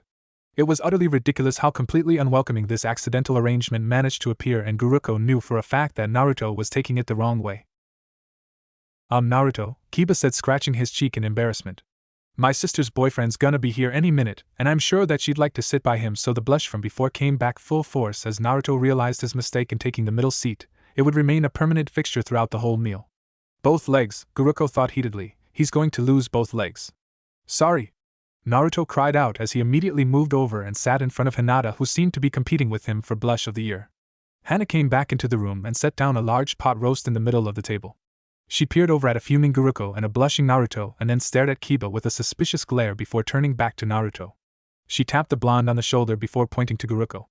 Our dogs usually eat beside us on the floor, just cause it's easier for each of us to eat that way, Hana said gently. Naruto nodded before hesitantly putting the dog on the ground. Guruko huffing and grumbling under his breath to the point it sounded like growling. So what you been up to lately, Naruto? Kiba asked with a big grin as he attempted to pull a piece of pork from the dish. His hand was thwarted by a slap from Hana and a stern threat of death if he so much as touch it. I'm pretty much just a lot of work, Naruto said, trying not to talk too much since he didn't want to annoy anyone. What about you guys? Naruto asked. Kiba's grin widened as he went into a tale about a B-rank mission involving gathering information on an old merchant who'd been suspected of dealing in drugs. Turned out it was the guy's son, and the old merchant was just trying to cover it up after discovering it 2 months back. Every time Kiba's boasting would get out of hand, Shino would interject to inform him and explain the correct telling of the event. Kiba would huff and Hinata would giggle at their antics. By the time Kiba finished, Hana's boyfriend arrived, a hefty young chunin with brown hair and blue eyes, along with the food on the table. It took a tug from Guruko to remember the food he brought as well, the dog giving him a look of bemusement. Naruto stuck his tongue out at him as he pulled out the container of rice. What's that? Kiba asked as he placed a rather large piece of meat onto his plate. Kiba, I want you to eat your vegetables and bread too, Hana called out threatening. Yes, Mom, Kiba replied sarcastically before turning back to Naruto. Just some rice I cooked to bring over, Naruto said as he placed it on the table and opened the lid. The special herb rice filled the room with a delicious aroma as the grin on Kiba's face widened, if that were possible. Dude, you know how to cook? Kiba asked in astonishment. Under the table, Hana kicked him hard, causing Kiba to gasp in pain. Naruto gave a dry laugh. Since I was 5, Naruto answered with a rueful grin of his own. Kiba's head sunk guiltily, having forgotten Naruto was an orphan for a moment. So who taught you how to cook? Kiba asked, this time calmer and with curiosity. The old man gave me some tips, but for the most part one just burnt myself, or the food till I learned. Naruto answered as he put some food on his plate. Naruto looked up from his plate when all he heard was silence to find that everyone at the table was staring at him. What? Naruto asked, wondering if he messed something up. Wasn't there anyone at the orphanage to help you? Shino asked in his quiet but steel-like voice. Haven't been in an orphanage since I was 3, Naruto said with a shrug. Went to a couple foster homes, but always got taken out of them after a few months, and then when I was 4 I was put in an apartment on my own and Chunin checking up on me every few hours till I was 6. Naruto said before taking a bite of his food. Naruto looked down as he heard Guruko growling angrily beneath him. The blonde shook his head as he bent down to pat the dog softly. When he looked back up, it was to find that they were still staring at him. What? Naruto asked again, this time sure that he'd said something wrong. Hinata took in a quick breath as tears pricked at her eyes. Man, that's really fucked up, Kiba said quietly. Shino nodded his head in agreement. I was under the impression that Konoha orphans were better taken care than that, Shino said, a hint of anger in his voice. Naruto shrugged, not at all willing to admit that they probably were better taken care of, that it was just that he was someone that no one wanted, that the foster homes he lived in were run by adults that hated him and wanted him to die. He'd actually lightened up the circumstances quite a bit for their sake and hadn't expected such a reaction with the cleaned-up version. He never mentioned that he'd been forcibly taken away from those homes due to abuse, or that he'd once been locked up in a room for 2 months in one home with a single meal a day brought up to him. He didn't mention that the Hokage executed those found guilty of the said abuse, or that the Hokage put him up in an apartment as a last resort and a way to get Naruto away from any who would harm him. Guruko muttered darkly under his breath at the subdued table. Maybe he should pretend he had a stomachache? Surely this was one of the situations Naruto wanted to get away from. So Naruto, how's your team doing? Hana asked, leaning her elbows on the table and smiling at the blonde. Guruko sighed in relief. Well, Sakura is working on developing her taijutsu and weapons aim. Her birthday's in a week and a half and she'll be 14, all around she's doing well. Kaka-sensei's working on her genjutsu with her as well. Sasuke's learning how to better control his Sharingan with Kaka-sensei, and he's teaching him some advanced lightning techniques. Sasuke just got out of the hospital 2 weeks ago from our mission to the Land of Snow, so at the moment he's doing some lighter things since Kaka-sensei's not here right now. Kaka-sensei's been doing a lot of high-rank missions lately to make up for the lost ANBU from the Sound/Sand invasion, so I haven't really seen him that much lately. Naruto explained. Guruko nodded his head in agreement. He could definitely attest to that. So what's Kakashi teaching you? Kiba asked with a mouth full of pork. Guruko's ears perked up. He too was fairly curious. Naruto chewed slowly. To Guruko it seemed deliberately slow. Actually, Ero-sennin's been taking over teaching me, Naruto said slowly. He's been having me practice my summoning and producing the Rasengan faster. What about you guys? Naruto asked. Guruko's ears went flat against his head at the explanation. Jiraiya left nearly 4 weeks ago for one of his information-gathering trips and wouldn't be back for another week. Naruto just lied again. Surely Kakashi had been helping Naruto with something. Guruko pulled at Naruto's sleeve and growled a little, letting the blonde know he knew he just lied. Naruto stroked the dog's head, refusing to make eye contact with him and gently tugging his slightly wet sleeve from Guruko's mouth. With that topic changer, Kiba went into an animated speech about Team 8's intense training regimen and his own personal newly learned clan jutsu. Naruto smiled and listened intently the whole time. After which it was time to go home. Hana thanked him for the delicious rice and even asked him for the recipe which Naruto wrote down for her while blushing. Team 7 hated his cooking after all. As Naruto was donged this, Guruko heard Kiba and Shino talking on the couch in the living room. Was it just me, or did Naruto remind you of someone all during dinner?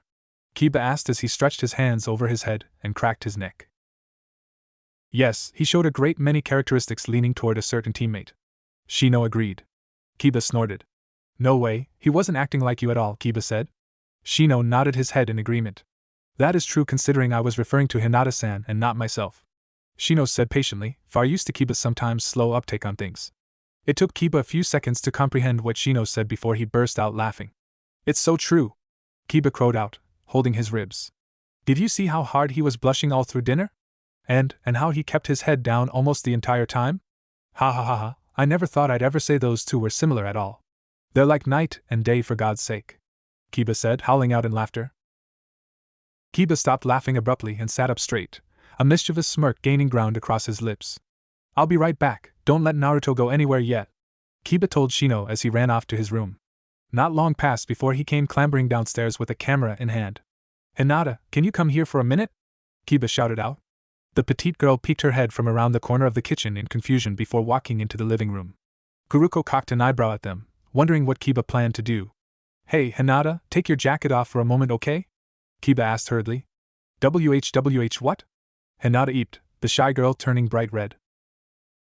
I want to take a picture of you and Naruto standing beside each other, so I got proof to show the others, Kiba half explained excitedly. WH what? Hinata eeped again, going a shade redder than before, nearly fainting on the spot. Shino sighed tiredly beside Kiba. Kiba noticed that Naruto has been acting out of character all through dinner in a fashion that reminds us of you. He wants to take a picture of you and Naruto to better compare, and at the moment Naruto is not wearing his jacket. Shino said slowly and carefully, understanding Hinata's reaction and attempting to help the poor girl out. Oh, if Naruto-kun's alright with it. Hinata said, fighting down her blush without success. Perfect, Kiba shouted triumphantly. Naruto, can you come here for a moment? Guruko watched, attempting to suppress a snicker as Naruto finished up writing the recipe and walked into the living room, his bangs falling into his face again, forcing him to shove them behind his ear. Yeah? Naruto asked as he came to stand in the middle of the living room and Hinata pulled off her jacket. Kiba pointed towards a blushing Hinata. Go stand by Hinata so I can take your guy's picture, Kiba commanded. Naruto stared at him in bewilderment and asked, WH what? To this Kiba burst out laughing hysterically, holding his stomach as if it would bust. They even had ha ha ha ha the same reaction. Kiba shouted through gasps of breath. Shino adjusted his glasses before speaking. It is a natural reaction for anybody with the way that you throw things out there. Bah, whatever, Naruto, just go and stand by Hinata real quick, Kiba said again. Naruto, extremely confused as to what was going on, silently complied. Naruto stood beside a blushing Hinata, who he noticed with extreme irritation was the same height as himself, but nonetheless smiled at her. She smiled back and they turned to the camera. She with her arms in front of her, folded politely like an aristocrat, while he had his arms behind him, his body bent forward somewhat like a nervous child. Both with a small smile on their faces and light blushes on their cheeks. Both, purely coincidental, with long black-sleeved shirts and headbands around their necks. Milky moon eyes to clear blue sky orbs and midnight black sky hair to bright yellow sun-kissed locks. Kiba grinned like an idiot as a flash filled the room. I am so showing this to everyone, Kiba shouted maniacally. Hinata blushed while Naruto tilted his head in clear confusion. He turned to Hinata questioningly. I don't get it, Naruto said bluntly. Hinata sighed and shrugged, truthfully not understanding the whole thing herself. There was another flash of the camera and both blinked rapidly to recover from it, unprepared this time. That one was just for the looks on your faces, Kiba said with a snicker. From his position on the floor, Guruko let out a barking whine that sounded suspiciously like giggling. There was a month left before the Chunin exams begun and Naruto wanted to ask Kakashi a favor. There was something he desperately wanted to start learning, and he needed the Jounin help. Naruto waited till Sasuke and Sakura were out of earshot before he approached the Jounin, excited that he would finally be able to start learning that taijutsu style. Kaka-sensei? Naruto asked hesitantly as the silver-haired man started walking away. HM? Kakashi asked as he peered down at his smallest student. There's something that I've been really wanting to learn for a while now, but it's something I need a lot of help with. It's a taijutsu style. I've got the instructions and everything. Do you think Kakashi raised his hand up to silence the blonde? Before you even think about another style, I want you to go to Iruka and get him to reteach you the basic academy style. I'm sorry to say this, but your form is sloppy, Naruto. Naruto flinched but nodded. Then can't you show me the forms and I'll practice them? Naruto asked. Kakashi considered it before shaking his head. I haven't even seen the academy version for years. I think Iruka would really be a better teacher for this. Naruto reluctantly nodded before he left to ask Iruka for help. Iruka happily agreed to help him with his form, and so Naruto spent every single morning from 6 to 9 and after the academy let out from 4 to 5 with Iruka, painstakingly practicing the form over and over, and then sparring with the Chunin for 2 full weeks. Iruka was angry to find out that it was Mizuki's fault for teaching Naruto the wrong forms, the same man who later tried to kill Naruto and himself the night of graduation, and exceedingly proud that when shown the right forms Naruto easily picked them up. Iruka commented that, you would have gone so far in the academy if not for the teachers and their hatred. Naruto proceeded to blush as Iruka tousled his hair and dragged him to the ramen stand for dinner.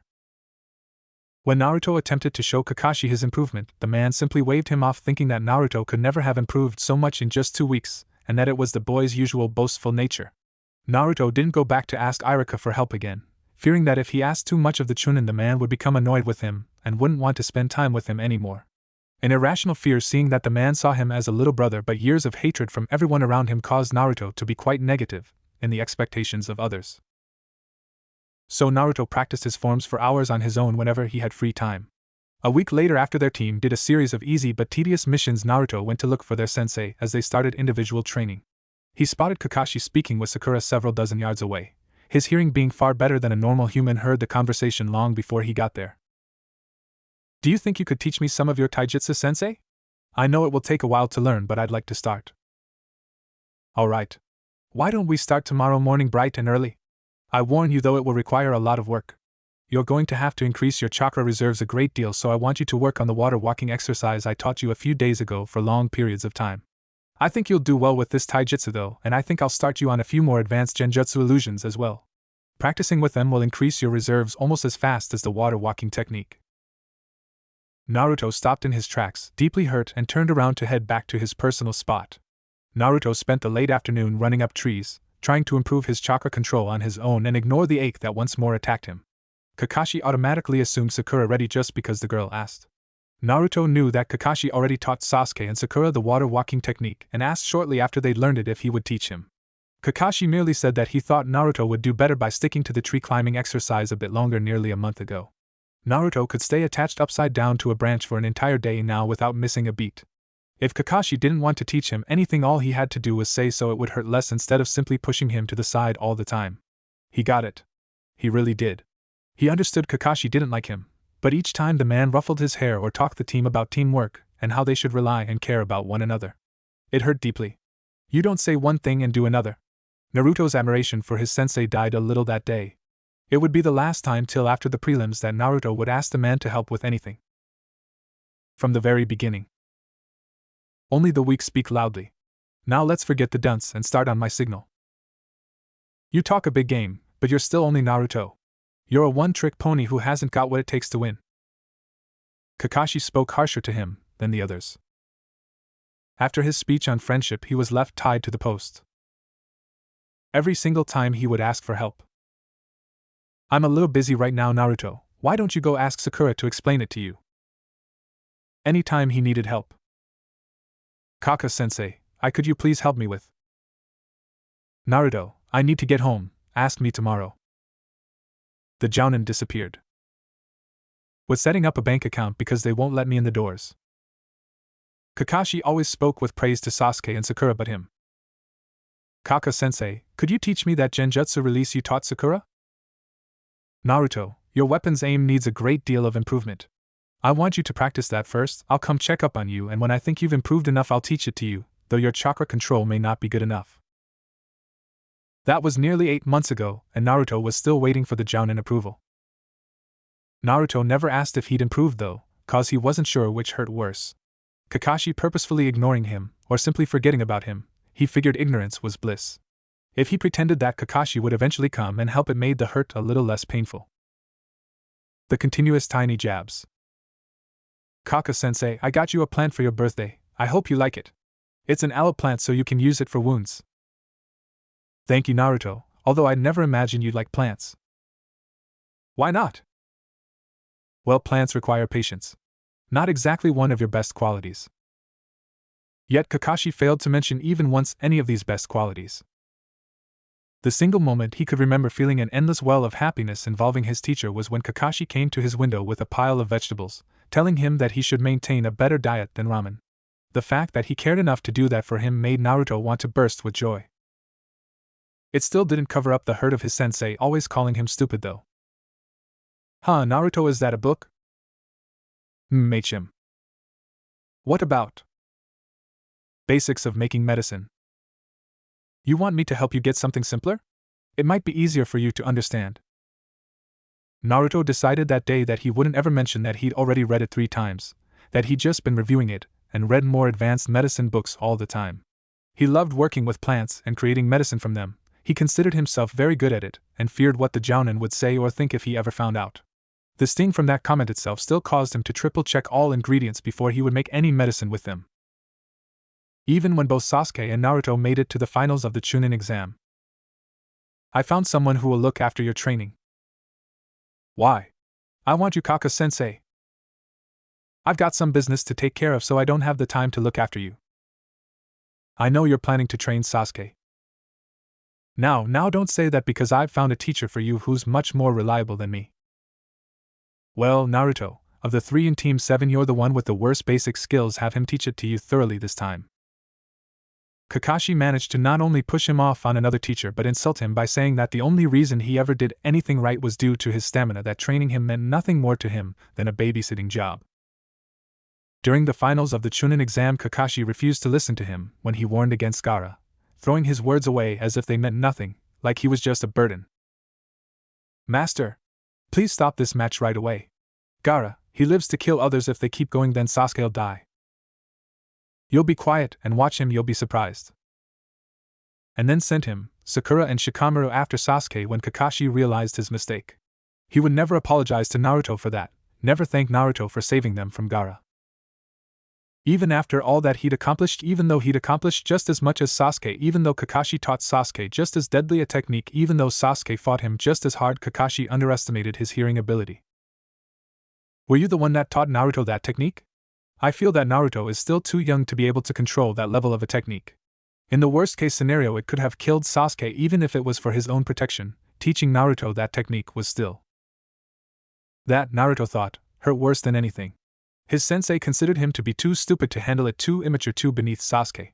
Sasuke, the perfect student, and him the imbecile and worthless student not good enough to breathe their air. Kakashi, Naruto knew, would always be considered one of his special people, but he'd always known that he wasn't considered one of his teacher's special people. He just always tried to ignore the fact and keep on smiling. It was okay, he told himself, because he never considered himself to be good enough for such a thing either. Sasuke and Naruto.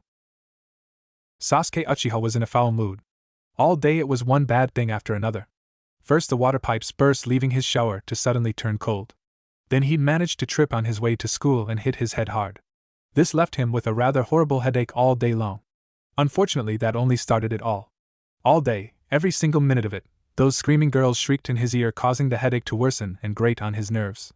Next, while enduring the headache and girls, Kurama-sensei thought it would be wonderful to hold a test. Normally he wouldn't mind, he knew all the material, but the estimations and formations it quizzed on seemed 10 times harder to answer today. And then after all that he'd been forced to endure, an entire hour after school let out for the day of Kurama-sensei telling him how proud she was of his remarkable work, and how she was saddened that she would no longer be his teacher in a few short weeks. The fun didn't quite stop there though. Oh no, his normal training area was flooded with chunin and his pier occupied by a couple of fishermen. His pier where for the past 2 years he'd waited exactly 1 hour after school let out every day for the brief moment of peace and understanding that came when he saw Naruto. They rarely talked at the academy and never once allowed anyone to think they were friends, but Sasuke accepted Naruto as a fellow orphan who could relate to him. So when they saw each other each day, it was a reassurance for them both. Something that simply said, "You're not alone?" Sasuke treasured that brief moment each day, and the fact that he'd been denied it royally pissed him off. He missed Naruto anyway thanks to Kurama-sensei, but his 10-year-old mind stubbornly ignored this fact as he glared down on the fisherman. So when in the middle of the night a knocking from his front door woke him up, Sasuke Uchiha was in a foul mood. Sasuke swung his body out of bed and marched to the front door in his pajamas. The sound of thunder and patter of heavy rain met his ears and did nothing to lighten his mood. If anything, it made it worse. Rain always reminded him of the night after the massacre when he'd raced to his family's home. Sasuke yanked the door open and glared at whoever the bastard was that woke him up at such a godforsaken hour. Naruto Uzumaki stood outside his door. Drenched. Shivering. Alone. "What do you want, you idiot?" Sasuke snarled out. If Sasuke hadn't been in a foul mood, he most likely would have noticed the hurt look that entered the smaller boy's eyes. If he hadn't been in a foul mood, he might have noticed the red tinge across whiskered cheeks that showed signs of fever. If he hadn't been in a foul mood, there was the possibility that the Uchiha could have noticed the bruises around the blonde's wrists and along his arms. Unfortunately, Sasuke never saw any of this. He only saw the wide grin on Naruto's face that made his irritation mount. Sasuke watched the blonde wrap his arms around himself to keep warm and the smile drop a little bit. "Sasuke, would it be okay if?" Naruto stuttered loudly, the sound echoing into Sasuke's bare home. "Will you just spit it out already?" Sasuke snarled. Naruto flinched, but it went unnoticed by the Uchiha. "Could I please stay the night here?" "Just for tonight," Naruto pleaded. Sasuke stared at him disbelievingly for several moments. The rain continued to fall, droplets sliding down chilled tan skin and soaked material. Naruto shifted from foot to foot nervously, eyes trained on the ground. "Why in the world would I let you spend the night at my house?" Sasuke finally asked. Naruto looked up, startled by the harshness there. Sasuke continued, unaware of what he was actually doing. "We've only ever talked like what? 3 times maybe? The only thing I really know about you is that you're an orphan and an idiot. You're also a prankster. How do I know you won't do something to my home while I sleep?" Sasuke asked. Naruto took a step back, the smile bigger than before. "Well, it's just I thought that we were friends. It's just for tonight. I'll be gone before you even wake up," Naruto said cheerily, his voice louder than need be. "Friends?" Sasuke whispered, his brother's voice seeping into his mind. "To obtain eyes like mine, you must kill your closest friend." "Whoever said," Sasuke asked quietly, "that we were friends?" Naruto took another step back, out of the shelter of the doorway and fully into the rain. He stood, smile never wavering and eyes closed, under the onslaught of the rain and Sasuke's words. "You and me? We're not friends and we will never be friends. You're nothing but a complete idiot who can't do anything right. Go home." Naruto's head bowed forward, ragged as strands of hair in front of his eyes. "Sorry," Naruto told Sasuke cheerily, "I misunderstood. I do that a lot." Naruto's voice wavered for a bit but steadied. "Sorry. Good night, Sasuke." And with that, Naruto turned and ran. Sasuke angrily slammed the door shut and went back to bed. If Sasuke hadn't been in a foul mood, he might have noticed the stream of blood that seeped from the corner of Naruto's mouth. If he hadn't been in a foul mood, he would have noticed the drop in temperatures that signaled the start of something worse than rain. Unfortunately, like most 10-year-olds, the world revolves around them and they hardly have time to notice when someone else is having a bad day. They don't consider the consequences either, the long time hurt a memory can carry even when it's those very memories that haunt their own mind. The 10-year-old did notice though, when Naruto stopped walking by the pier. Naruto always had known that Sasuke was alone, and used to be glad that he'd found someone like himself.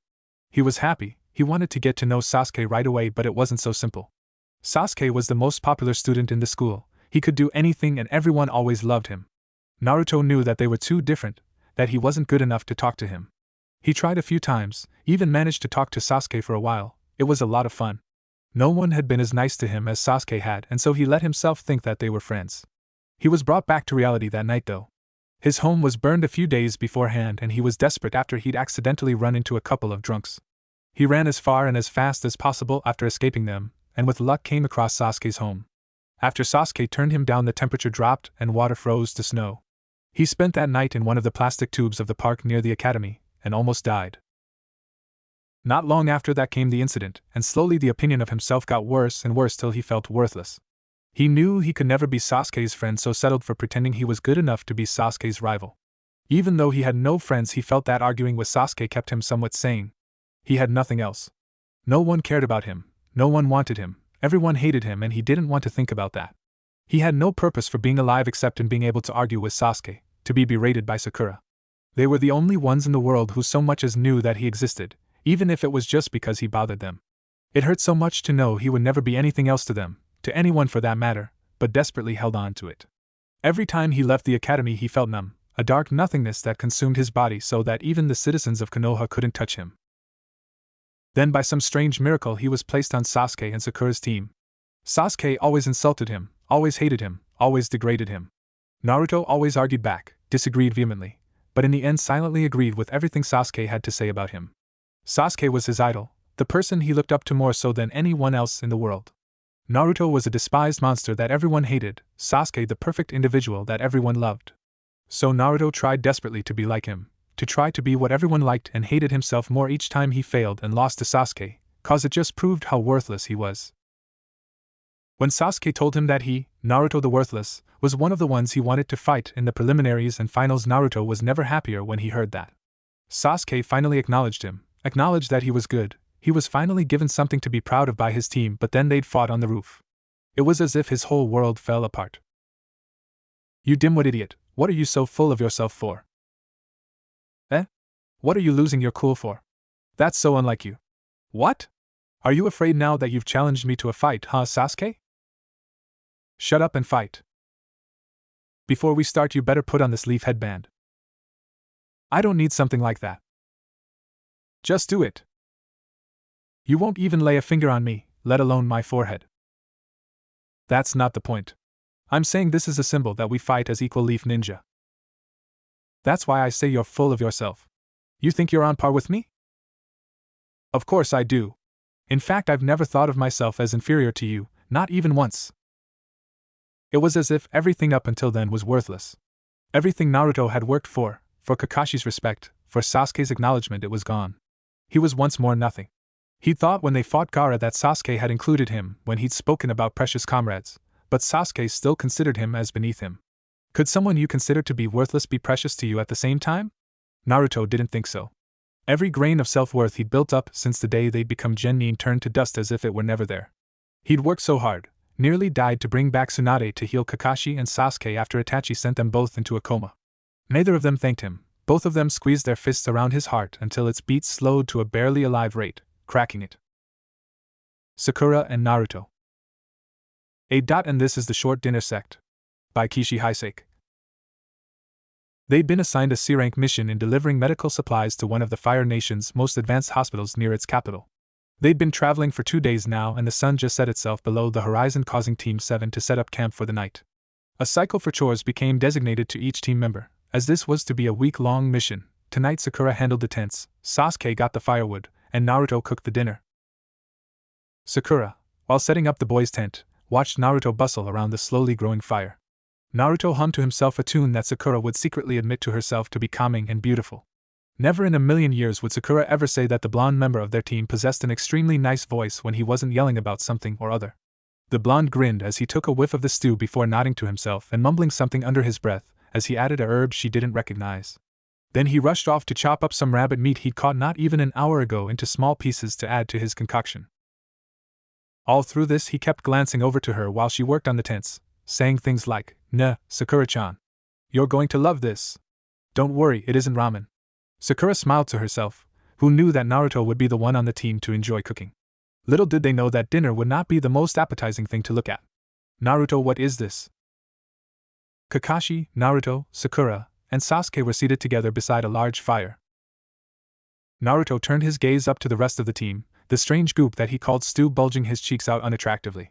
He quickly swallowed his mouthful of goop and grinned at the rest of them, who were staring down at the stew like it was an alien that had just come out of their mother's womb instead of their little brother. "What cha mean? This is what I have at home sometimes, it's easy to make and fills you up." Sasuke looked down at his bowl again, and then sat down in front of him, scooting it away from him with his foot. "I'm not eating this." Kakashi set his down as well, not exactly trusting the way his bowl of goop was bubbling. "No offense, Naruto." Sakura stared at hers as well, then sighed. "I can't eat something like this. It's just not very well appetizing," she said, putting hers on the ground next to the others. For a second, he stared at them, a flash of something unfamiliar in his eyes, then he grinned, squinting his eyes like he normally did. "Oh, come on, guys. It's really good. It isn't bad. I promise," he said, digging into his bowl again. Sakura, her hunger eating away at her mood, glared at him. "Naruto, I told you I wasn't going to eat it. It just doesn't look good," she scoffed. "I can't definitely say that you are able to keep all of your promises." Naruto paused in his eating for a moment, turning to look at her. "Well, I'm promising you now that it's not that bad." He grinned again. "So just try it. If you honestly don't like it, then you can throw it away or better yet give it to me, I'll eat it." Sakura gave him an unsure look. Then her stomach gave a loud growl, and she sighed. Picking up her bowl, she gulped down her fear and brought a spoonful of the strange goop up. She vaguely registered that Kakashi and Sasuke were leaning in, watching her intently. Slowly, she opened up her mouth and took a bite. She chewed thoughtfully for a moment, allowing the taste to slide across her tongue. It wasn't really that bad, she had to admit that even though it looked like it could eat her alive, it didn't have too bad of a taste. Swallowing her bite, she dipped her spoon back in and took another bite. Kakashi and Sasuke shared a glance, then began to carefully take small bites themselves. Naruto watched them eat while serving himself a second bowl, making sure to keep his hair in front of his eyes. None of the others realized that he was waiting for some sort of a, "Hey, it isn't half bad," or "Sorry that I said all that stuff." And because of that, he quietly ate the rest of his food, not bothering to lift his eyes to meet anyone else's. No one on Team 7 would say anything to him for the rest of the night, and Naruto would not approach anyone. The blonde would quietly slip into his sleeping bag and keep his back to the rest of them for the entirety of the night. "Sakura, I have to know, what do you think of Naruto? If he had his way, I'd never find love or happiness. He ruins everything. He enjoys tormenting me. Naruto doesn't understand me at all. I can't stand to have him anywhere near me." He'd always knew Sakura disliked him, but it wasn't until the day they became genin that he knew she hated him. It was the reason he didn't bother to try and get the others to work with him during the bell test. After he'd heard the rules, he thought that he'd be sent back to the academy, and that he deserved it. The only thought that crossed his mind during the test was that he was happy that Sasuke and Sakura at least would be able to graduate as genin.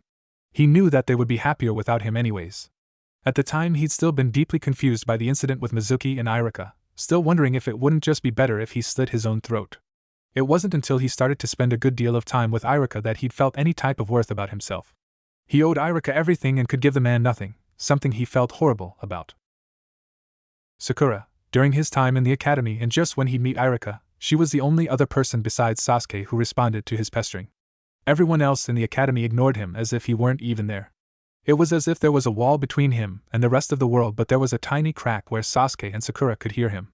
Most of the time he felt horrible for bothering them, but at the same time he felt worse when they turned away, as if he'd slip under a current just laying beneath his feet, dying to grab a hold of him. He did like Sakura a lot, but he knew she'd never like him back. He was content with just being near her because he enjoyed listening to her talk about anything and everything. Slowly it got to where she actually seemed to like talking to him, something new he'd never had with anyone his own age. He could sit and talk to her for hours, but in the end she would get tired of it and insult him before leaving. He could handle that, as long as she eventually came back. It wasn't until he was in the hospital room, though, that everything came into perspective for him. He'd worked so hard to get Tsunade to come to Konoha first and foremost to heal his injured teammates. He'd not wanted anything but a small thank you from just one of them. Something to show that they recognized his hard work and cared that he'd gone to such lengths for them. Sakura didn't say a word, just as Kakashi and Sasuke said nothing. It hurt a lot, but it wasn't like he couldn't deal with it. What crushed him was the things they said to him after he'd worked so hard to help them, telling him how worthless he was. It was something that Sakura did that caused Naruto to realize something, though. She ignored him and rushed to Sasuke's side the moment Tsunade healed him. She enraptured Sasuke in a hug of care and joy. Sakura, not in a million years' time, would ever do the same for him. Naruto knew this fact just the same as he knew the back of his hand.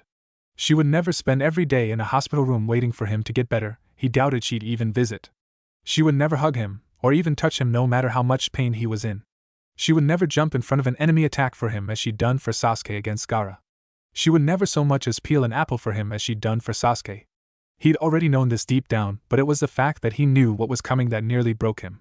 He knew the moment he saw her enrapture Sasuke. They were moving on. They were growing closer together while he was being forced back. Naruto doubted he'd even be able to say goodbye when it happened. They would simply be there one day and gone the next. They would move on to better things, they would be promoted faster, be together longer, possibly forever. He would be left to fall under the current by himself, his anchors would be gone, and he would either have to find a way to shore or drown. All that was left was to figure out which one would hurt less. Sakura never said a word to him, but it echoed volumes. That's what hurt the most about what Kakashi and Sasuke said not 2 days later. It was as if they'd heard Sakura cry that silent alarm, that it was time to let him swim or drown, and it appeared they were voting for the later.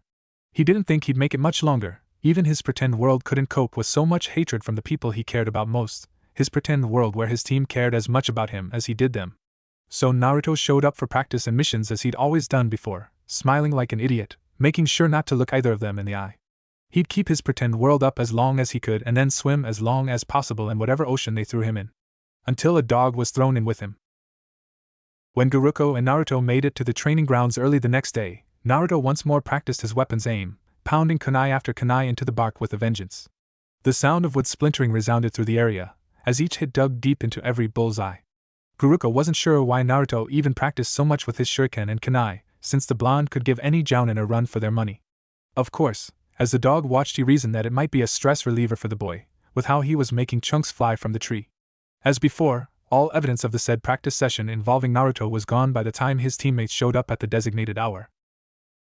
The events that took place were eerily similar to Naruto's prediction on how Sasuke and Sakura would react to his absence. Naruto bore through Sakura's yelling and Sasuke's contempt with a strained smile that caused Guruko to whine miserably beside the blonde. Guruko audibly moaned when either of his teammates asked why the blonde was absent. If he'd taken up that bet, he'd have lost an awful lot of money. "Naruto, do you hear Guruko? He sounds sick. What did you do?" Sakura asked as she bent down to pet the dog's head. "He got stuck on a team with you too," Guruko thought bitterly. Not even a week ago would Guruko have said that he very much liked Sasuke and Sakura. They were good people after all, but almost a week of seeing through Naruto's perspective left the dog tempting to bite the hand that petted his head so soothingly. The absolute ignorance of Sasuke and Sakura to Naruto's life was mind-blowing. Did they know Naruto worked 2 jobs? Did they know Naruto had financial problems? Did they know about the horrible treatment their teammate faced every day or that he got sick every week? Guruko hoped to God that they didn't know, because if they did and they just let it continue to happen without offering any help, Guruko swore he'd rip off one of their limbs. If they asked why he was absent, would Naruto have even have told them that it was because a man attacked him and hurt him? Even now Guruko wasn't sure if the blonde needed medical treatment. Naruto's sheer ability to deceive the people around him caused the dog to shudder. If the Hokage ever found out about the blonde's skills, Naruto would probably be placed on a team for undercover work immediately. Not many shinobi showed such blatant skill of one of the most important arts of being a ninja. While within the apartment this morning the blonde was a mess, the boy looked as if he'd be sick any moment now, and he wore a grim expression while pouring breakfast for Guruko.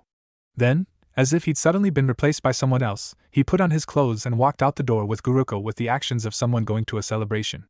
A large grin sat on his lips, there was a bounce in his walk, and he talked animatedly to Guruko the whole way to the training area. He'd slipped on an emotional mask as easily as shinobi slipped a kunai from their pouch. It was very difficult for Guruko, who knew the smiles and grins of the preteen before him were fake, to tell that they were strained at all. For the most part they seemed natural. The only thing that gave Naruto away at all was that the crinkle in his eyes was a little too tight, as if the mere act of smiling and laughing was painful.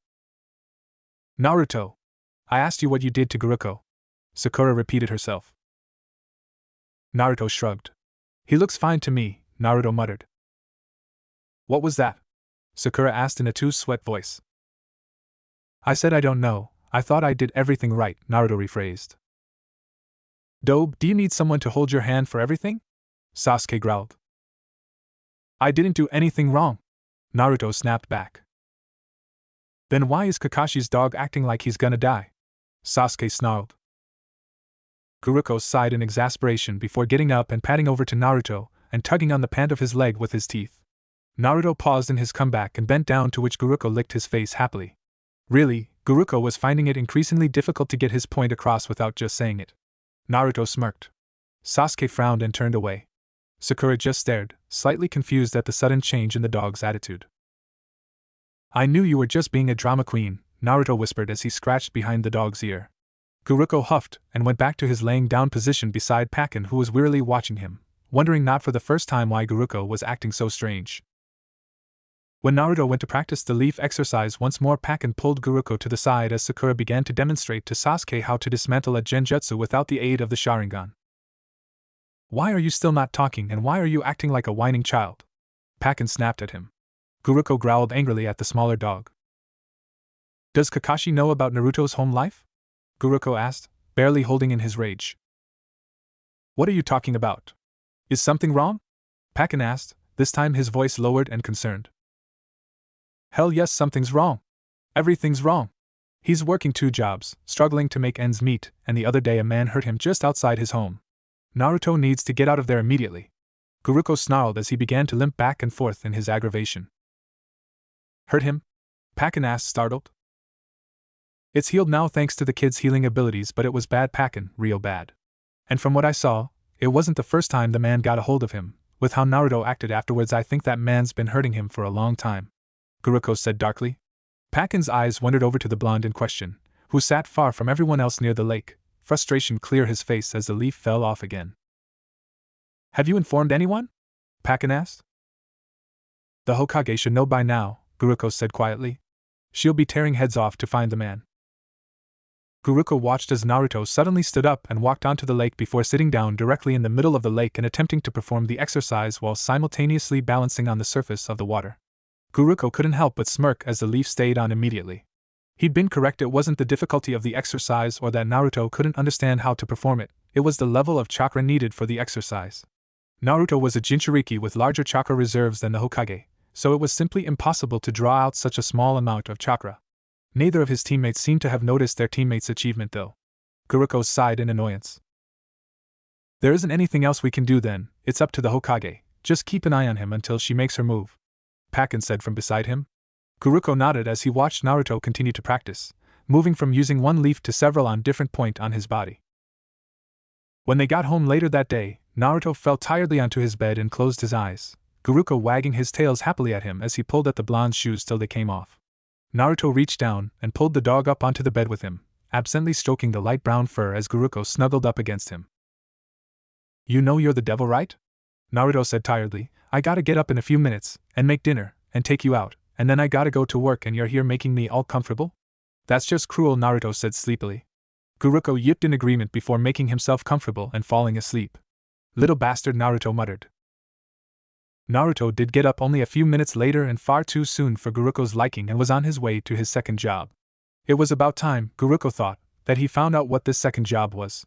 The moment the door closed, Guruko limped to the window and gently prodded the farthest window pane to the right.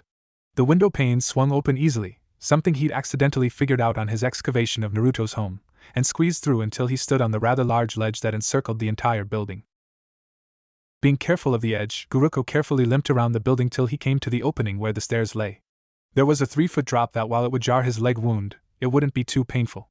Guruko hoped down and sniffed the air. Damn, that kid went far in such a short amount of time. He'd never have expected that Naruto could walk so fast with those short legs of his. Naruto lived in the worst section of Konohagakure, a place even the shinobi tread carefully in, filled with drunks, druggies and the like. Considering this caused Guruko to feel his heart sink deep into his chest when Naruto's scent led him deeper into the filthy neighborhood rather than away from it. It took Guruko a considerable amount of time to navigate his way to the place due to his leg, but when he finally stopped in front of the building of Naruto's second job, the dog almost blanched. Naruto works at a bar? Guruko thought in horror. Guruko cautiously made his way inside and felt his nose twitch at the intense smell of liquor. It was difficult to pick up Naruto's scent among all the other strong odors, but Guruko wasn't on Kakashi's team for nothing. The dog made his way to the back and snuck through a curtained doorway to a dimly lit kitchen area. There Naruto stood among a sea of burly men washing the dishes, his small body paling in comparison to those around him, a tall stack of dishes beside him that would probably take the blonde a while to get through. Guruko shrunk back into the shadows of a corner as a large man walked in with a big stack of dishes, chuckling as he placed them down none too gently beside the already generous pile there. Naruto sighed dejectedly as the man chuckled and disappeared the way he came. With the man continuously coming in with more dishes, it took Naruto 3 full hours to get them all cleaned and put away for the night. It was 9 o'clock, so the dinner guests would be thinning while the orders for alcoholic beverages would be increasing. Guruko watched from the corner the entire time, almost falling asleep on more than one occasion. After all, watching someone clean dishes was about as much fun as doing them. Not that he ever experienced doing dishes, but he'd heard Kakashi complain about it several times at home. Naruto! A tall man in his mid-30s walked through the curtained doorway, his scalp as bare as a baby's bottom and had small, gold-hooped earrings hanging from each lobe. He was not fat but rather broad-shouldered with tattoos covering the entirety of his left arm. In other words, he was big, scary, and strong. Yeah, Satoshi? Naruto asked as he dried his pruned hands off from the soapy water. So this was Naruto's boss. You scary. Guruko couldn't help but think. Waiter called in sick last minute, time to make up for not coming in the other night. Satoshi said, his words came out in a grating, croaking whisper, as if at one point he'd had his voice box ripped out and shoved back in the wrong way. Naruto rubbed the back of his neck tiredly while nodding. All right, Naruto said as he took up a waiter's apron and tied it around his waist. The waiters got paid more than he did, so it was a punishment for Naruto to work as a waiter for the same amount he always got. Naruto touched the wraps around his face to make sure they were secure and pushed a stray strand of blonde hair back up into his bandana before walking out into the crowded and slightly smoky front room. Guruko quietly followed and hid in the shadow of the large bar counter. Guruko watched closely, weary of any sudden movements on the drunk's part. Naruto smiled at each of the customers as he wrote down their orders, and for the most part the customers behaved themselves, though a few women flirted with him. Naruto just smiled at them and dealt with it with ease. Guruko almost revealed himself though when a drunken man roughly grabbed a hold of the blonde's shoulder and demanded more beer be served to him immediately, but stopped himself as Naruto easily removed himself from the man's grip and assured him that he'd have another drink for the man in a minute. The drunk calmed down enough to nod eagerly and proclaimed to the table that more young people should be as obedient as the lad. 9 turned to 10 and that turned into 11, Naruto's quitting time, which allowed Guruko to sigh in relief. A 12-year-old shouldn't be working in a bar. Guruko was going to have many words with Kakashi for not watching his students closer. It was not to be a peaceful leave though. As Naruto finished up delivering his last order to a table in the corner, a rather intoxicated woman grabbed a hold of Naruto's wrist and pulled him to her. Naruto gently tugged his wrist out of her grip and began to walk away. The woman was persistent though. She lurched from her seat at the booth and stumbled behind him until she leaned heavily against his shoulder. Hey, now that's not wearing nice OUs, she said with a hiccup. I'm sorry but I'm off now, please go to another waiter, Naruto said gently as he removed her from him again. I knows that, she said indignantly, I's only wanted to know if you've wanted me as much as I've wanted you. The woman slurred with a giggle. Sorry, not interested, Naruto said as he tried to leave again. The women took a 180 in the emotional scale and started to cry, right in the middle of the bar. Wise as not? USE thinks I'm ugly than you? The women yelled loudly, her cries turning to wails before she lurched forward and grabbed Naruto's wrist again. I'm not ugly, you stupid jerk! The women cried out. Naruto winced as the women's nails dug into his arm and roughly removed his hand from her grip. I never said you were ugly, I just said I'm not interested, Naruto said as he made it to the front of the bar and began to take the waiter's apron off. Guruko moved closer, ready to attack the women if she tried anything worse. The women sniffled loudly, her hand half covering her mouth. So do you think I's petty? She asked quietly. You're a very beautiful woman, Naruto told her with a strained grin. The woman nodded her head and smiled happily, a hiccup escaping her lips as she looked at Naruto again. She moved forward and attempted to grab him again, but Naruto once more moved away from her and let her bump into the bar's counter. I said, Naruto gritted out, that I'm not interested. As the women began to wail again, Naruto ducked into the back room and leaned against the wall, messaging his forehead with a slightly shaking hand. God, I hate this job, Naruto muttered to himself as he tiredly straightened up. Satoshi. I'm heading home now, Naruto called, the only response being a loud grunt from the bar. Come on, Guruko, let's go home. The dog gave a guilty start as he slunk out of the shadows and gave the blonde a questioning look. Naruto chuckled tiredly as he stretched. I wouldn't be a very good shinobi if I didn't notice a dog with a chakra signature following me around, Naruto said crookedly. Guruko lowered his head further and whined. Yeah, I don't care what your excuse is, you aren't doing this again, you hear? Naruto said sternly as he began to walk toward the back door, and since you decided that you could walk all the way here on your own, I'm not carrying around your heavy ass back to the apartment, Naruto said as he opened the back door wide for the dog. Guruko whined as he limped through the back door, Naruto laughing at the dog's antics. Team 7 never met on Saturday and Sundays due to their sensei almost always having a mission on the weekends and the fact that in the beginning Team 7 really couldn't stand each other enough to be around each other every day of the week. Well, it was more like Sasuke couldn't stand his teammates and Sakura couldn't stand Naruto. Thus, they'd gotten into the practice of having the weekends off, and even when they'd grown closer to each other, it became such an ingrained habit that they didn't bother breaking it. Well, Sasuke and Sakura didn't bother breaking it, Naruto just gave up trying to get either of them to hang out with him on the weekends or any other day. So when Guruko woke up at 6 in the morning, a mere 6 hours after he and Naruto went to bed, to find that the blonde was already awake, the dog rolled over and groaned. Did Naruto ever sleep more than a few hours? Guruko gingerly hopped out of bed and searched around the apartment for the blonde to find nothing. Guruko groaned in annoyance. After a few more minutes, Guruko found himself in the kitchen and nestled down with an annoyed huff, only to hear an amused snort come from above him. Startled, Guruko looked up to see Naruto upside down, legs Indian style with hands in a hand seal for focus, practicing chakra control with a leaf on his forehead. Guruko felt his eye twitch. Did the blonde ever stop working? Morning sunshine, Naruto called cheerily, but Guruko noticed dark shadows under his eyelids despite the carefree tone. Guruko growled up at the blonde. No, the dog was not an early bird to get the worm. He hated worms. Now that you're up, I was thinking we could go train, Naruto said happily. Guruko moaned and whined as if he was still a pup and rolled over with a pitiful cry.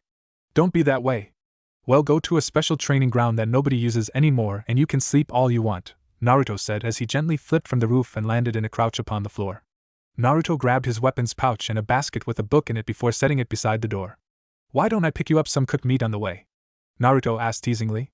Guruko rolled onto his stomach and wagged his tail. He was tired, but cooked meat sounding much better than worms.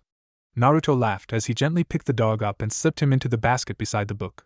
With that, they left the apartment. Naruto hummed that same strange but beautiful tune to Guruko as they walked down the streets of Konoha, blatantly ignoring the awful insults people spat harshly at him as he passed them by. Guruko growled at them, but Naruto just stroked his fur to calm him down, reminding him that it would cause more trouble than good. Still, when a man stretched and accidentally slipped his leg out as Naruto walked by, Guruko couldn't help but snarl at the man who nearly fell out of his seat in fear. Despite his reprimanding, Naruto couldn't help the slight snicker that escaped at the man's expression. When Naruto bought the promised meat under the disguise of a henge young woman, basket to hip and smile on her pretty lips. The stand that sold the meat to Naruto, under henge of course, was run by a man missing several of his front teeth. The man smiled broadly at the young woman, Naruto, as he gave the blonde a discount. Guruko snickered the whole way to the special training ground as he munched on his meat. Their walk took them several miles past the regular training grounds to a place within the shadows of the west side of the Hokage monument. The only light came in the form of a few rays seeping out from the thick forestry above. It was a peaceful place for a nap, just as Naruto promised. Naruto set the dog down beside him on the grassy forest floor and took the book out of the basket. Guruko settled beside the blonde and peered at the book curiously. Naruto smiled down at him as he leafed through to a certain page. Before the Chunin exams, Jiji called me up to his office to give me this book. He knew I always wanted to learn my mom's taijutsu style, so he kept the instructions safe for me until he thought that I could start learning it. Naruto explained with a gentle, loving smile on his face as he remembered the man he considered a grandfather. When I was little, he would tell me all sorts of stories about her that I reminded him of her. He said she was an ANBU captain before she died and a medical kunoichi at that. Naruto frowned a little at that and looked down at the book before him blankly. I always wanted to be a medic nin like she was, but since I'm a Jinchuriki, that's impossible, Naruto said dejectedly. I've been trying really hard at making medicine though. I can't be a medic nin, but I want to learn how to be a regular medic at least.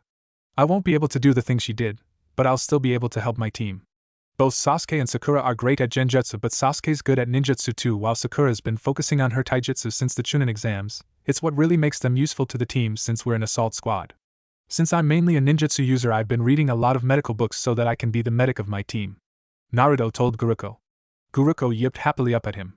Guruko thought the idea of the kind-hearted blonde being a medic fit the boy's personality perfectly. Maybe then I'll actually be able to do something right instead of always screwing everything up, Naruto muttered more to himself than Guruko. For her taijutsu style she used fans like Temari, only she had two and they were small, Naruto said as he scratched Guruko's ear, his voice coming out in an excited breath. I wanted to ask Kaka-sensei to help me, but Guruko stiffened. It doesn't matter, I guess, Naruto said quietly. Guruko growled at him, demanding he be told why Kakashi wouldn't help him. Naruto sighed tiredly. He's just busy. He told me I needed to practice my basic forms first, so I did for nearly 4 months now, Naruto said softly in resignation. I don't have the fans yet though, and they're pretty expensive for any person, not just me, and I can't get them till I get some new shinobi attire cause these are getting small on me, not to mention all my bills and other things I have to pay off, plus I'm gonna have to replace my weapons soon cause they're dull. I guess it was really a stupid thought from the beginning, huh? Naruto asked Guruko. Guruko frowned up at the blonde, angry about Kakashi's negligence and Naruto's negative attitude.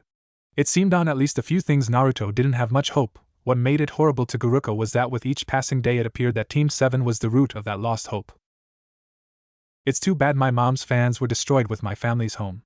I'll get a home of my own one day though, away from the village. I've even got one picked out, Naruto said with a contented smile on his face. It's a bit run down, but it's away from the village up against the wall in the most dense part of these forests. Gigi made sure that no one could buy it till I got enough money for it. Just a few more months I'll have enough. Just little while longer, Naruto said, stroking Guruko softly. The dog had the feeling that Naruto was talking more to himself than to him. All I got to do is make it a little while longer. Naruto closed the book and stood up. I'll just practice the academy form, and then see if Ero-sen won't mind helping me with it. He should be here in a couple days, but... Don't be such a baby. I think you misunderstood something. I did promise to teach you jutsu, but I never said I would hold your hand and walk you through it. If you can't master it on your own, that's it. Stop being so juvenile and start acting like a proper shinobi. I don't have the time. I'm not even going to sit and eat here. I'm going to scarf it down on my way to the city. If you can't think it through and figure out the knacks on your own, you'll never get better. I already told you 3 weeks ago, stop being such a baby, didn't I? You're a ninja.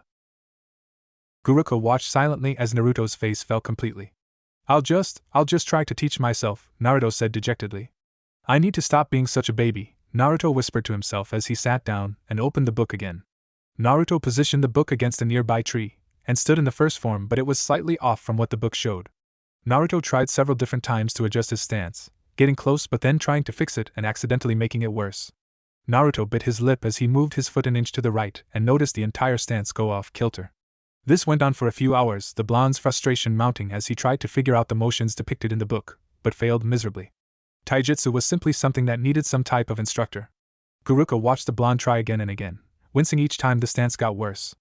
Naruto chewed the bottom of his lip through till a thin line of blood dripped down his chin before wiping it away with a growl of frustration.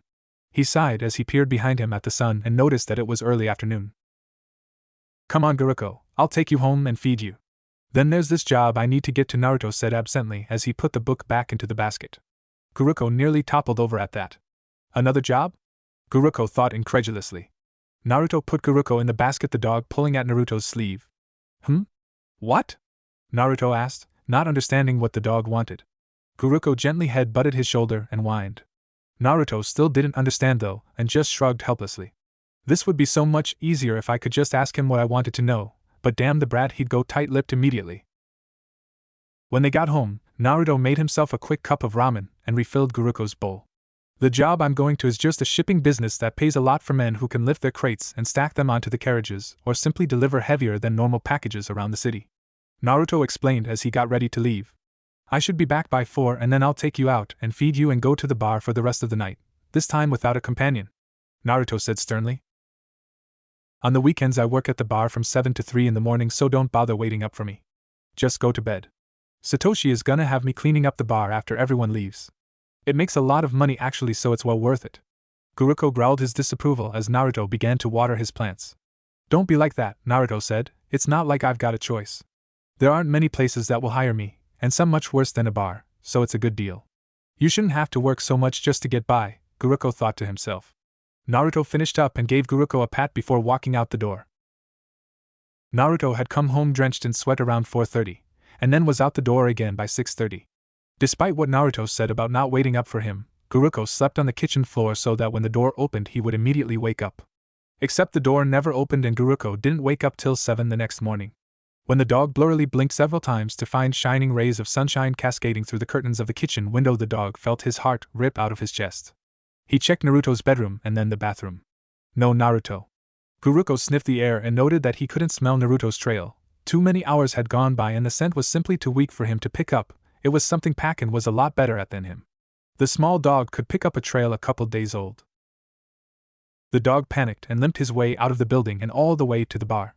The Nin dog checked every room in the building from the shadows, his heart racing as each search came up empty. Guruko limped to the training grounds, Team 7's and Naruto's personal place, and howled in fear when still nothing came up. The sun was high in the sky, a sign that it was early afternoon already. Guruko limped back to the apartment building and slipped into Naruto's home, whimpering when he found no trace of the blonde. Back and forth from kitchen to the bedroom and from wall to wall the dog paced slowly, eyes continuously falling on the clock and watching the hand steadily move toward the end of another minute and turn into another hour. Finally. Around 2 in the afternoon, The front door finally creaked open.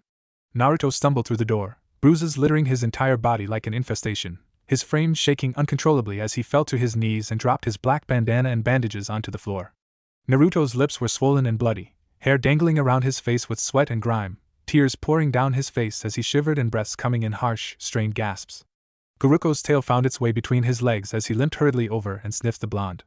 Guruko cringed and yelped as the distinct smell of bodily fluids and blood that the dog recognized from missions with Kakashi. Missions where they'd found victims of attack by Rouge Ninja rape victims. Naruto hiccuped and coughed harshly before he covered his mouth and shot up, running to the bathroom.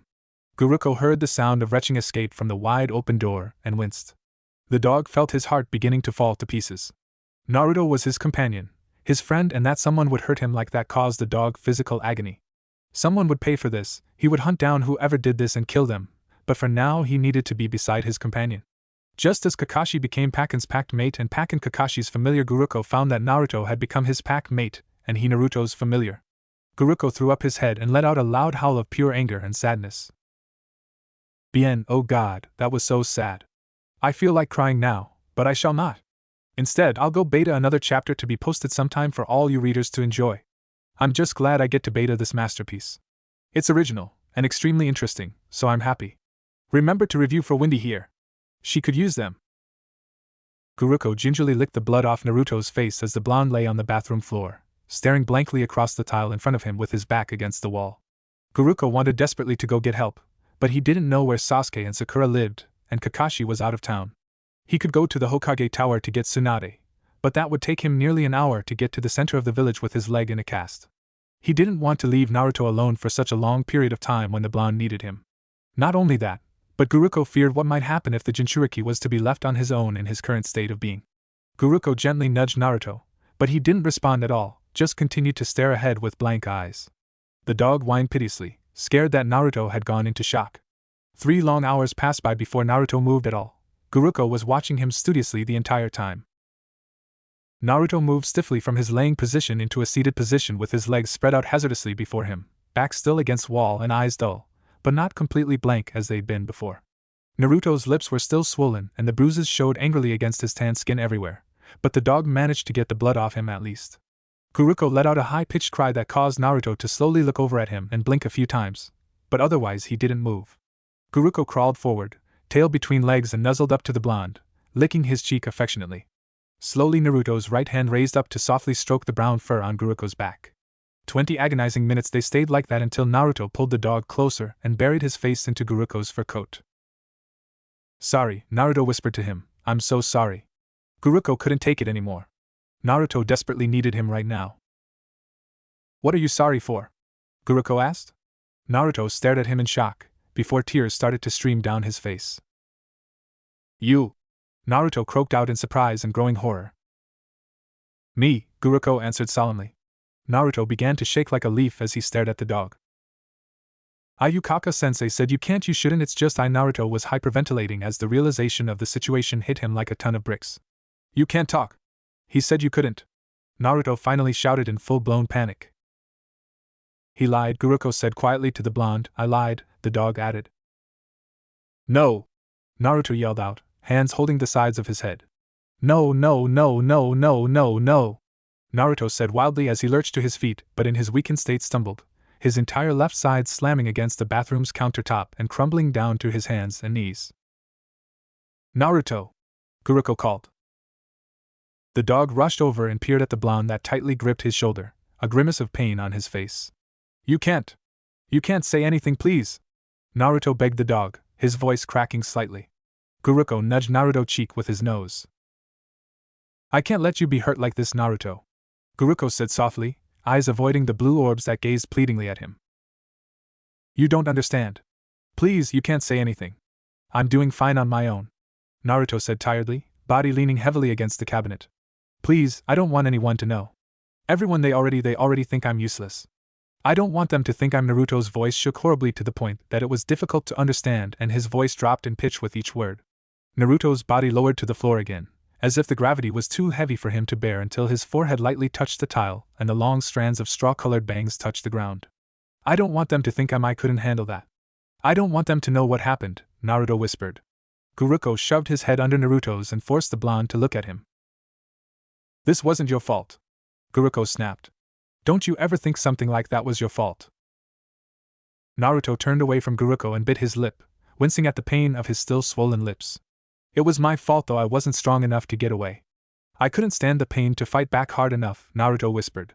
Guruko angrily shook his head. Stop. Don't you dare blame yourself like this, Guruko said. Guruko forced his body between the nook that sat lay Naruto's knees and bent head, and then craned his head into the crook of Naruto's neck, forcing the blonde to sit up all the way. Guruko carefully crawled onto Naruto's lap. You don't understand, Naruto said softly. Guruko looked up at Naruto sadly. I'll be here for you if you want to talk about it, Guruko told him gently.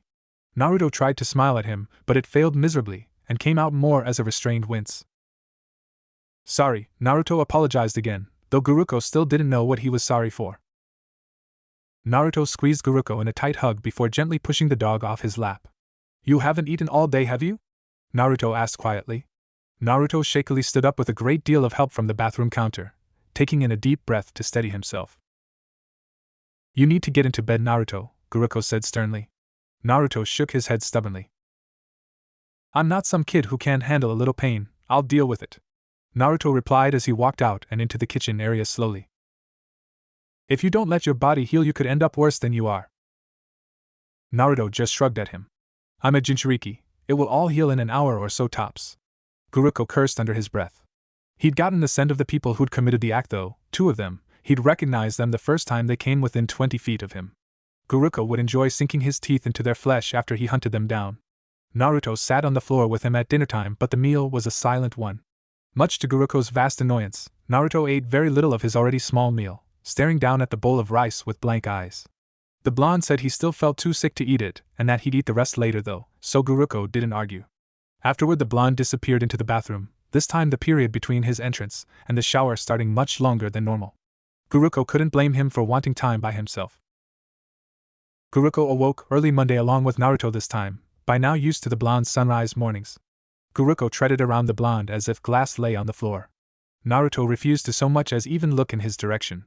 There was no tune coming from the kitchen when he woke up, and everything from watering the plants to pouring Guruko's food was done without a word. In fact, the only time Naruto spoke to the dog at all was when he informed Guruko on what he was doing that day. When Naruto said that he would be going on missions with Sasuke and Sakura for the day and that he, Guruko, would be staying home, the dog adamantly refused flat out to allow the blonde out of his sight, even though all the bruises and injuries the blonde had the day before were gone within a few hours, just as Naruto said they would be. Still, Guruko watched the boy carefully, weary of a relapse and eyes peeled for even the tiniest sign of pain in the preteen's expression. Truthfully, Guruko was at a loss for what he could do if it was there. Naruto had proven to be incredibly stubborn and resistant to any idea of help whatsoever. He tried to get the blonde to tell him who it was who'd committed the act with no success. Any type of thought towards going to someone for medical attention shot down. All attempts to convince him that the Hokage or Kakashi should be told ended in violent opposition. With this in consideration, Naruto was not in a good mood when they left the house an hour later to go to the training grounds. Once more the poor trees received the brunt of Naruto's negative emotions, and Guruko found himself increasingly thankful that they lived in the Fire Nation in the middle of a forest instead of Wind Country's desert. He had a feeling that Naruto's targets would have turned to small adorable animals such as himself. Guruko stayed the safe distance of 100 feet given that the killing intent reached to nearly 80 feet today, quite a feat for a genin, but he supposed that it was to be expected from a Jinchuriki. When Sasuke and Sakura arrived, they stared, quite startled at the huge chunks missing out of the trees.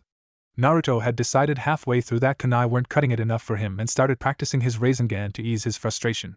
Damn Jounin, Naruto said cheerfully, to which Sasuke echened in annoyance and Sakura looked toward the sky in exasperation. I really wish they wouldn't train here. It's gonna be difficult to find trees to practice chakra control on if they keep decimating them, the Pinkette said with a shake of her head. Guruko snorted and Naruto shot him a look to the side while Sasuke and Sakura weren't paying attention. Suddenly Sakura's mood changed as she seemed to remember something and turned to the 2 boys with a twinkle in her eyes.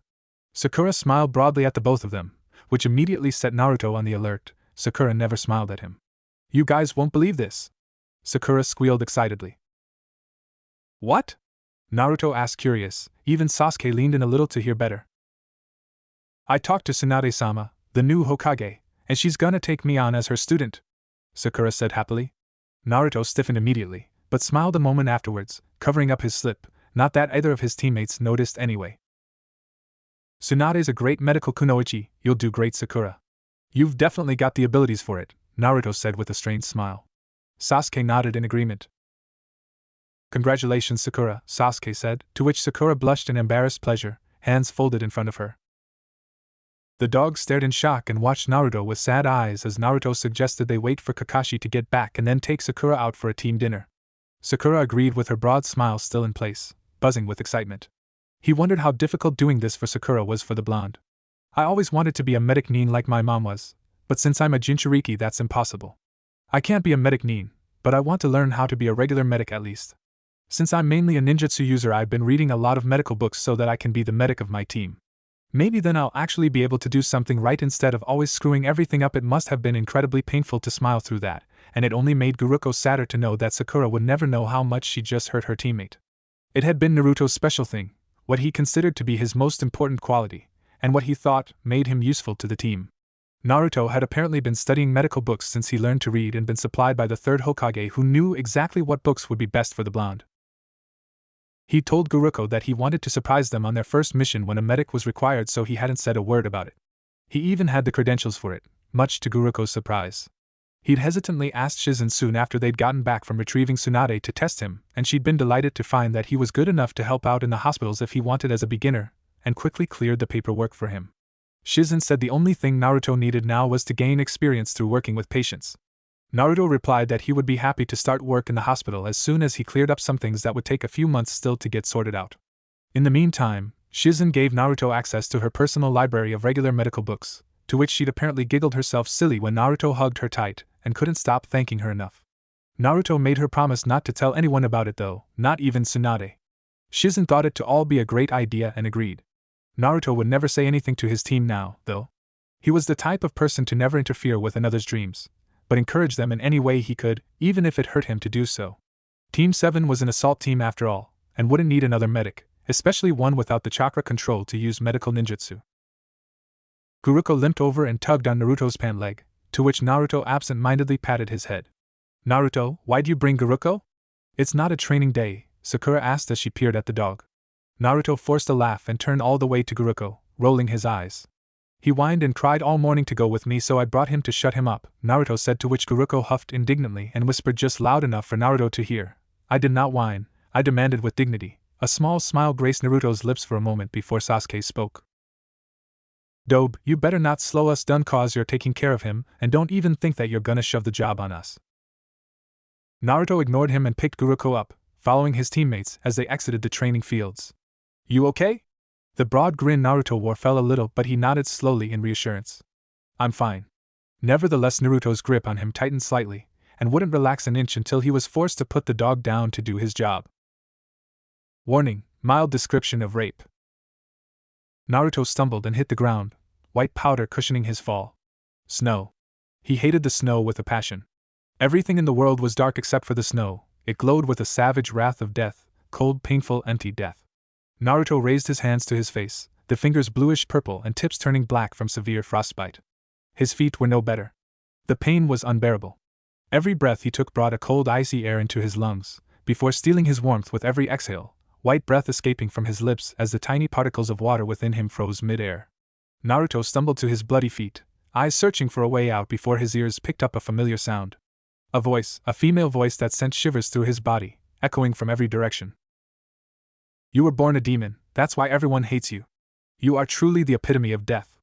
A thing that doesn't deserve to live but lives, bound in human form and a constant burden on this village. Your curse will be my pleasure now though. You belong to me and I will have all the fun I want with you. If you don't fight, I'll make sure it's somewhat painless. If you do, however, that will only be more fun for me." That women stepped forward from the darkness.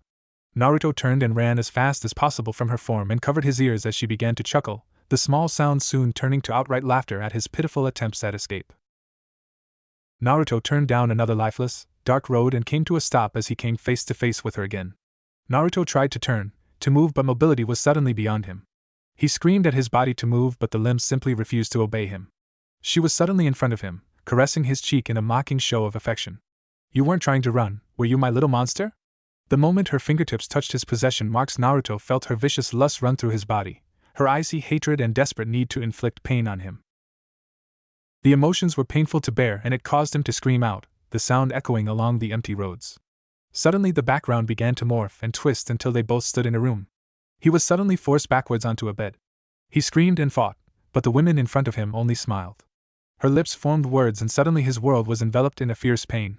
As if his insides were being burned and ripped out, he arched his back in agony and a scream ripped through him. He felt the immense pounding of his heart as the feeling of acid being poured on top of the organ caused it to fluctuate and cry out to be released from his chest. From the shadows, a second female voice laughed merrily, grass-green eyes peering through the darkness in amusement.